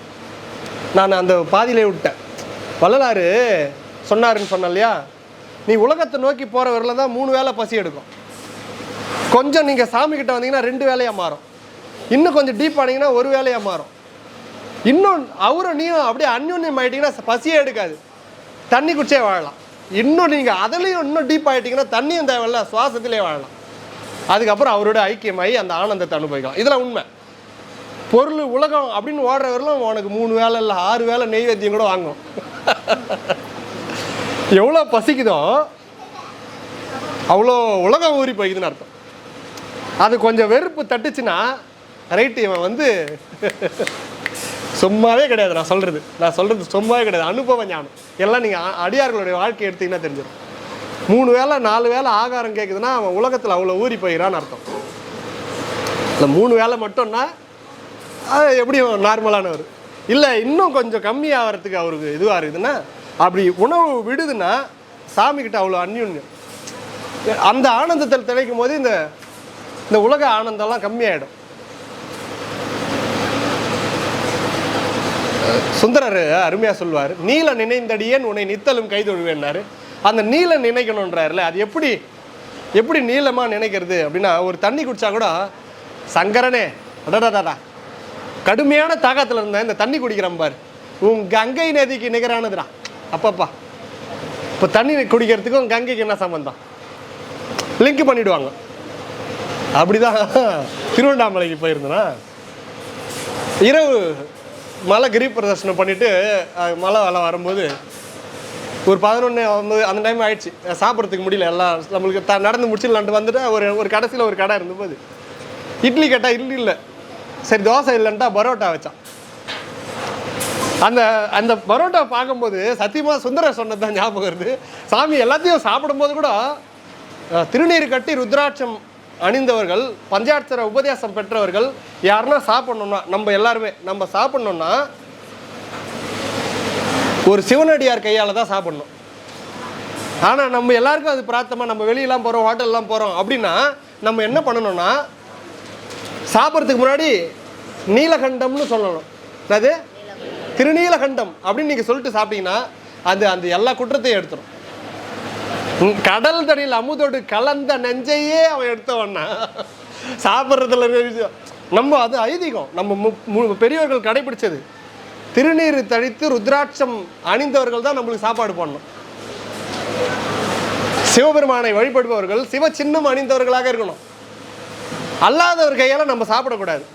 அப்படி ஒருவேளை சாப்பிட்டா அதை நம்ம திருநீலகண்டம்னு சொல்லி எடுத்துக்கணும். அதில் இருக்க மொத்த நெஞ்சம் நீங்கி சிவப்பிரசாதம் ஆகிடும். இது ஒரு நுட்பம், இதை கடைபிடிங்களா? அது மாதிரி எதை இப்போ ஒரு ட்ரெஸ்ஸு கிடச்சுன்னா சிவனே இது நீ அணிந்து எனக்கு தந்துடுறான், அப்படி எல்லாத்தையும் சிவனை தொடர்பு படுத்தியே வரணும். அதை பார்த்த உடனே எனக்கு அது இவர் சொன்னது ஞாபகம் இருந்து அதை எப்படி செய்திருந்தான்னா, எடடடடா அதை ஒரு பிறை எடுத்திங்கன்னா அப்படியே சிவபெருமான் இந்த கொண்டையை பிரித்து விட்டா, கொண்டையை சாமி போட்டு முடி போட்டு வச்ச மாதிரி இருந்தது. அப்படி எடுத்து அப்படியே வருது பாருங்க, அது சாமி அப்படி ஜடா முடியை கேட்டு அது அந்த தோணுச்சு, அதனால சொல்கிறேன். அது மாதிரி அவர் சங்கரனை எல்லாத்தையும் நினச்சிக்கணும். எப்படி அதை ரெண்டுத்தையும் கம்பேர் பண்ணுறதுன்னு சொல்கிறேன். எதை அனுபவித்தாலும் உலகத்தில் நீ எதை அனுபவித்தாலும், துன்பம் அனுபவிச்சா நான் சொல்லி தர வேண்டியதில்லை, முதல் வாசை அவருக்கு தான் பாடுவீங்க. வாழ்க்கையில் துன்பம் வந்துச்சுன்னா சாமி நினைக்கணும்னு நான் சொல்லி தர வேண்டியதில்லை, முதல் திட்டு அவருக்கு தானே. அதுமாதிரி இன்பம் வரும்போது அவரை நினைக்கணும். பரவாயில்ல இவர் ரெண்டுத்தையும் நினைக்கிறான்டா நம்மளை அப்படின்னு பார்ப்பார். மாதிரி நம்ம சிதம்பர சுவாமிகள் ஒருவேளை அந்த அருகம்புல் சாறு மட்டும் குடித்து எழுந்துக்கிறார். அப்போ தான் அம்மா சொல்கிறாங்க, அப்பா மகனே எனக்காக ஒரு பாட்டு பாடண்டா, எனக்காக ஒரு பாட்டு பாடன்னு விரும்பி கேட்டால், அந்த விரும்பி கேட்டதுக்கு தான் மீனாட்சி அம்மை கலிவெண்பா பாடினார். இப்போ நம்ம யூடியூப்பில் போட்டிருந்தோம், சுந்தரம் தம்பி தான் கொடுத்தாரு. நம்ம ஊர் ஓதுவார். என்ன மாதிரி இது பாருங்க குரல், கேட்டிங்களா? என்ன மாதிரி குரல், அதுக்கெல்லாம் தவம் பண்ணியிருக்கணும், தவம் பண்ணிடணும். அப்படியே ஏற்பட்ட அடியார்கள், செம்பாகத்து அடியார்கள் அவங்க. அந்த குரலுடைய இனிமையா எங்க யார் தோத்துருவாங்க, எல்லாம் அப்படியே எட்டும் போயிடும் மீனாட்சி அம்மைக்கிட்டே. அந்த மாதிரி ஒரு புலவர் யாரும் கிடையாது சிதம்பர சுவாமி மாதிரி. சிதம்பர கவிராயர், உண்மையான பேர் அதான் கவிராயர். அந்த தீன்ற ஒரு வார்த்தை எடுத்து எழுதுறாரு பாருங்க, நிற்கலத்தி மோட்சத்தி அண்ட பகிரண்டத்தி சொப்பனத்தி சூரியத்தி, அப்படி தீலே சீன்னு எடுத்தாருன்னா சீலே வரும், ஒரு 30 லைன் அடிப்பார். அப்படி எழுதினார். அந்த பாட்டு பாடினோடனே அம்மாவுக்கு ரொம்ப சந்தோஷமாய் அனுகிரகம் பண்ணி, மகனே எனக்காக நீ சமராபுரி போ, அங்கே போனேன் என் மகனுடைய இது இருக்கும், நீ தான் எடுத்து வச்சு கும்பாபிஷேகம் பண்ணோன்னாங்க. நான் எங்கம்மா போய் தேடுவேன், நீ போ எல்லாம் உனக்கு கிடைக்கணும். அங்கிருந்து புறப்பட்டு திருப்போரூரை அடைந்து, இந்த மலை தான் முதல்ல இருந்து, அப்போல்லாம் கோயில் கிடையாது, மலை மேலே நின்று பார்க்குறாரு. மலை மேலே சிவன் கோயில் அப்புறம் தான் அந்த மலையை பிரணவ மலை, ஓம்கார வடிவத்தில் இந்த மலை இருக்கும். அது மேலே கைலாசநாதரை நிறுவுறார். அதுக்கப்புறம் தான் கீழே கோயிலே பாலாம்பிகை சமேத கைலாசநாதர் ஆலயத்தை மேலே பிரதிஷ்டை பண்ணுறார் சாமி. பனைமர காடு இங்கே எங்கே நான் தேடுவேன் அப்படின்னும் போது அவர் வரலாறு பெருசு. நான் இதெல்லாம் அடிக்கடி நான் சொல்லியிருப்பேன். பணம் கல் அறுக்கிறவர்கள் சொல்கிறாங்க, சாமி ஒரு அதிசய பனை மரம் இருக்குது, வேலிக்கத்தான் முள் தினசரி சுற்றி நேற்று தான் கழிச்சுட்டாருன்னா அதை அகற்றுங்கன்னு அகற்றுனா கீழே நம்ம முருகர் பள்ளி தேவ சேனாபதியோட வீட்டில் இருந்தார். அது எப்படி வந்துருக்கணும் பாருங்க, சுனாமி மாதிரி அடிச்சுட்டு போயிட்டு காலம் கடந்து அதுக்கு மேலே ஒரு மரமே வருது, பனைமரம் வளர்ந்துருதுன்னா அந்த முருகப்பெருமானுடைய திருவுருவத்தை எடுத்துகிட்டு கண்ணாப்பேட்டையில் இருக்கக்கூடிய அந்த விநாயகர் கோயிலில் தான் வச்சுருந்தார். வேம்படி விநாயகர் ஆலயத்தில் கொட்டா போட்டு அந்த இடத்துல தான் முருகரை முதல் வச்சுருந்தார். ஏன்னா எடுத்த உடனே கோயில் கட்டிட முடியாது. ஏன்னா அம்மா வந்து புனரோத்தனம் பண்ணுன்னு தான் சொன்னாங்க. நீ போய் மகனே ஜீர்ணோத்தனம் பண்ணுன்னா நம்ம எப்படி வேணாலும் கட்டிக்கலாம், நம்ம டிசைன் போட்டுக்கலாம். புனரோத்தனம்னு ஒரு வார்த்தை சொன்னாங்க மீனாட்சி அம்மா. புனரோத்தனம்னா என்ன அர்த்தம்னா புதுப்பிக்கிறது தான். ஜீர்ணோத்தனம்னா புதுசாக உருவாக்குறது. இந்த பேரில் இந்த இடத்துல கோவிலே இல்லைன்னா இந்த இடத்துல கோவில் புதுசாக கட்டுறதுனா அது ஜீர்ணோத்தனம். இப்போ அழகாம்பிகை சமேத ஜம்புகேஸ்வரர் கோயில் பாலாலயம் பண்ணிக்கிறாங்க. அவருக்கு கும்பாபிஷேகம் பண்ணணும்னா அது மகனே என்னுடைய குமாரனுடைய கோவிலை நீ புனரோத்தனம் பண்ணி கட்டுன்னு அனுப்புது. அங்கே கோவிலே இல்லை. இவர் வந்து பார்த்துட்டு அவரும் நினச்சிட்டு மண்டபம்லாம் இருக்கும் பழகுது, சாமி எடுத்துன்னு வந்து பிரதிஷ்டை பண்ணிட்டா முடிஞ்சதுன்னு வந்து பார்த்தா அங்கே பணம் காடு. புனரோத்தனம் பண்ணுன்னு அனுப்புனாலே தாய், இங்கே நான் எங்கே புனரோத்தனம் பண்ணுறது, இங்கே ஜீர்ணோத்தனம் இல்லை பண்ணணும், என்னடா இது புதுசாக சொல்லிக்கிறா. அப்போ அம்மா சொன்னால் ஏதோ விஷயம் இருக்குன்னு தான் அவர் எடுத்துன்னு வந்து சிலையை உள்ளே வச்சுருந்தார். எங்கே வேம்படி விநாயகர் கோயிலில் கட்டவே இல்லையே, உத்தரவு வரணும் மறுபடியும். நம்மளா இருந்தால் என்ன பண்ணணும், அடடா கிடச்சிச்சு எடுத்து கட்டுறா கோயிலன்னு. மகான்கள் அதெல்லாம் செய்ய மாட்டாங்க, உத்தரவு வரணும், ஒவ்வொன்று பின்னாடி ஒரு உத்தரவு வரணும். அப்போ வேம்படி விநாயகர் கோயில் இருக்கும்போது தான் யார் வரா, குமாரதேவர் வராரு. ஆடி போயிட்டார் சிதம்பர சுவாமி. என் குருநாதா அப்படின்னு காலை பிடிச்சி, ஒன்றை காணாத எத்தனை நாள் கிடந்தேன் அப்படின்னு திருவடியை வணங்கி, குருவே எனக்கு ஆசீர்வாதம் பண்ணு, இது மாதிரி அம்மா அனுப்பி நீங்கள் சொல்லி அங்கே போனால் இது மாதிரி எடுத்துன்னு வந்து வச்சுருக்கேன், ஆசீர்வாதம் பண்ணுங்க அப்படின்னும் போது அப்படி உருவி எடுத்தார். இடுப்பு பையிலேருந்து விபூதி பையன் எடுத்து அப்படியே பூசி விடுறார் குமாரதேவர் சிதம்பர சுவாமிகளுக்கு. பூசி விட்டும் போது அப்படியே நிழற்படம் தெரியுது. அப்படி விபூதி அவர் நெத்தியில் அவருக்கு கையால் பூசும்போது அந்த நிழற்படம் தெரியுது. எந்த இடத்துல கருவறை வரணும், எந்த இடத்துல ஆலயம் எப்படி இருந்தது, பழைய ஆலயம் மொத்த நுட்பமும் அவருக்கு அப்படியே விளங்க ஆரம்பிக்குது. குருவே அத்தனையும் கண்டேன்னார். தலையில் கை வச்சு ஆசீர்வாதம் பண்ணிட்டு, வாழ்வாயக நீடூழி வாழ்வாயக, இந்த உலகம் இருக்கும் மட்டிலே உன் புகழ் ஓங்குகன்னு ஆசீர்வாதம் பண்ணிட்டு அப்படியே குமாரதேவர் அப்படி அவர் குடியில் விட்டு அப்படி வெளியே போகிறார். சிதம்பர சாமிக்கு அப்போ தான் உதிக்குது, ஏன் குருநாதர் எப்பயோ சித்தி ஆயிட்டாரு, குமாரதேவர் எப்பயோ சித்தி ஆயிட்டாரு, இப்போ எப்படி வந்தார் அப்படின்னு திரும்பி பார்க்கும்போது அப்படி ஆள் மறைஞ்சாருங்க.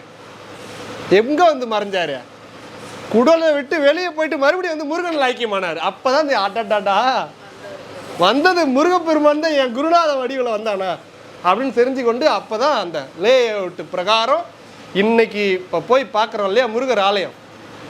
இந்த ஜென்மல்ல, எத்தனை யுகத்துக்கு முன்னாடி இருந்த அமைப்பும் அதே தான். இப்போ எந்த இடத்துல முருகன் நிற்கிறானோ 7 தடவை கடலில் போயிட்டு வரும்போதும் அந்த இடத்துல தான் ஆலயம் இருந்தது, அந்த இடத்துல தான் கருவறை இருந்தது. அப்படிப்பட்ட தொன்மை வாய்ந்த முருகப்பெருமானுடைய ஆலயம் திருப்போரூர் முருகப்பெருமானுடைய. அறுபடை விடும் சமராமாபுரி கீடேன்ட்டார். 6 படைக்கு நீ ஏன்டா அலையிற, போக வேண்டிய அவசியமே கிடையாது. இங்கே வந்து கை தூக்கி முருகான்னு கும்பிடு போதும், அத்தனைக்கும் இது ஈடு. ஏன்னா இவன் எப்போ வந்தான்னே தெரியலடா, இப்போ எப்போ இவனை பரிசு பண்ணாங்கன்னே தெரியல. அதை தொட்டு பார்த்தாரா சாமி, கட்டி அணைத்து கொண்டார், துடிச்சிட்டார். இந்த முருகனை நான் பிரதிஷ்டை பண்ணா இவருக்கு அபிஷேகம் பண்ண தாங்குவாரா, ஒரு புது துணி உடுத்துனா தாங்குவாரா, ஒரு மாலை போட்டால் தாங்குவாரா, இப்படி இருக்கே சிலை.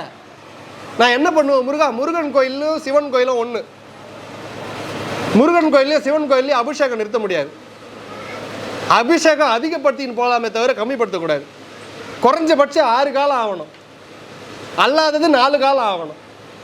வாய்ப்பே இல்லை, வேறு வழி எல்லாம் 2 காலமாவது ஆகணும். வழி இல்லாத கோயில் தான் 2 காலம். சிவாலயம் முருகர் ஆலயம் நேதி 6 காலம் குறைஞ்சபட்சம், அதுதான் 6 காலம். ஒரு வேளை தப்பி தவறுனா 4, அதுக்கும் கம்மியாச்சுன்னா வேறு வழி இல்லாத 2. ஒரு காலம் சிவாலயத்துக்கு ஆகாது. ஏன்னா அதெல்லாம் தண்ணி ஊற்றினே இருக்கணும், இல்லைன்னா நீ கோயில் கட்டுறதே வேஸ்ட்டு. பிள்ளையார் கோயிலெலாம் நீ பண்ணலாம், ஒரு வேளை போதும். சிவாலயமும் முருகன் ஆலயம், அம்பாள் கோயில் கூட அவ்வளோ கிராம தேவிகளாம் வாரத்தில் ஒரு நாள் தான் அபிஷேகம் ஆகுது. அதெல்லாம் கணக்கு இல்லை. ஆனால் நம்ம சிவாலயமும் முருகனுக்கும் வந்து தண்ணி ஊற்றி நிறுவணும், ரொம்ப ஐதீகம் ஜாஸ்தி. இப்படிப்பட்ட இந்த சிலையை நான் பிரதிஷ்டை பண்ணால் என்ன முருகா ஆகிறது அப்படின்னு சொல்லி வருந்துகிறார்.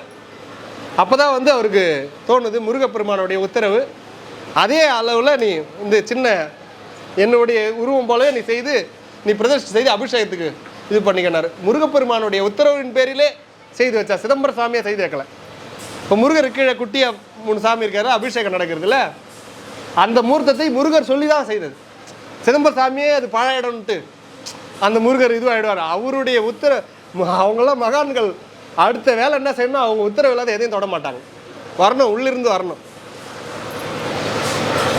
அப்படி அவருக்கு அந்த உத்தரவு வந்ததுனால அது மாதிரி செய்து வச்சார். அந்த முருகனுக்கு அபிஷேகம் இன்னைக்கு கூட அவருக்கு தான் அபிஷேகம் நடக்குது. எண்ணில் அடங்காத சிறப்பு உண்டுங்க. திருப்பூர் கோயிலே நம்ம எவ்வளோ நேரம் வேணாலும் பேசலாம், கொஞ்சம் நெஞ்சம் விஷயம் இல்லை.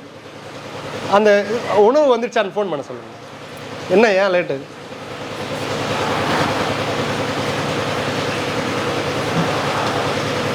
ரொம்ப நேரமாக மக்கள் தாங்க.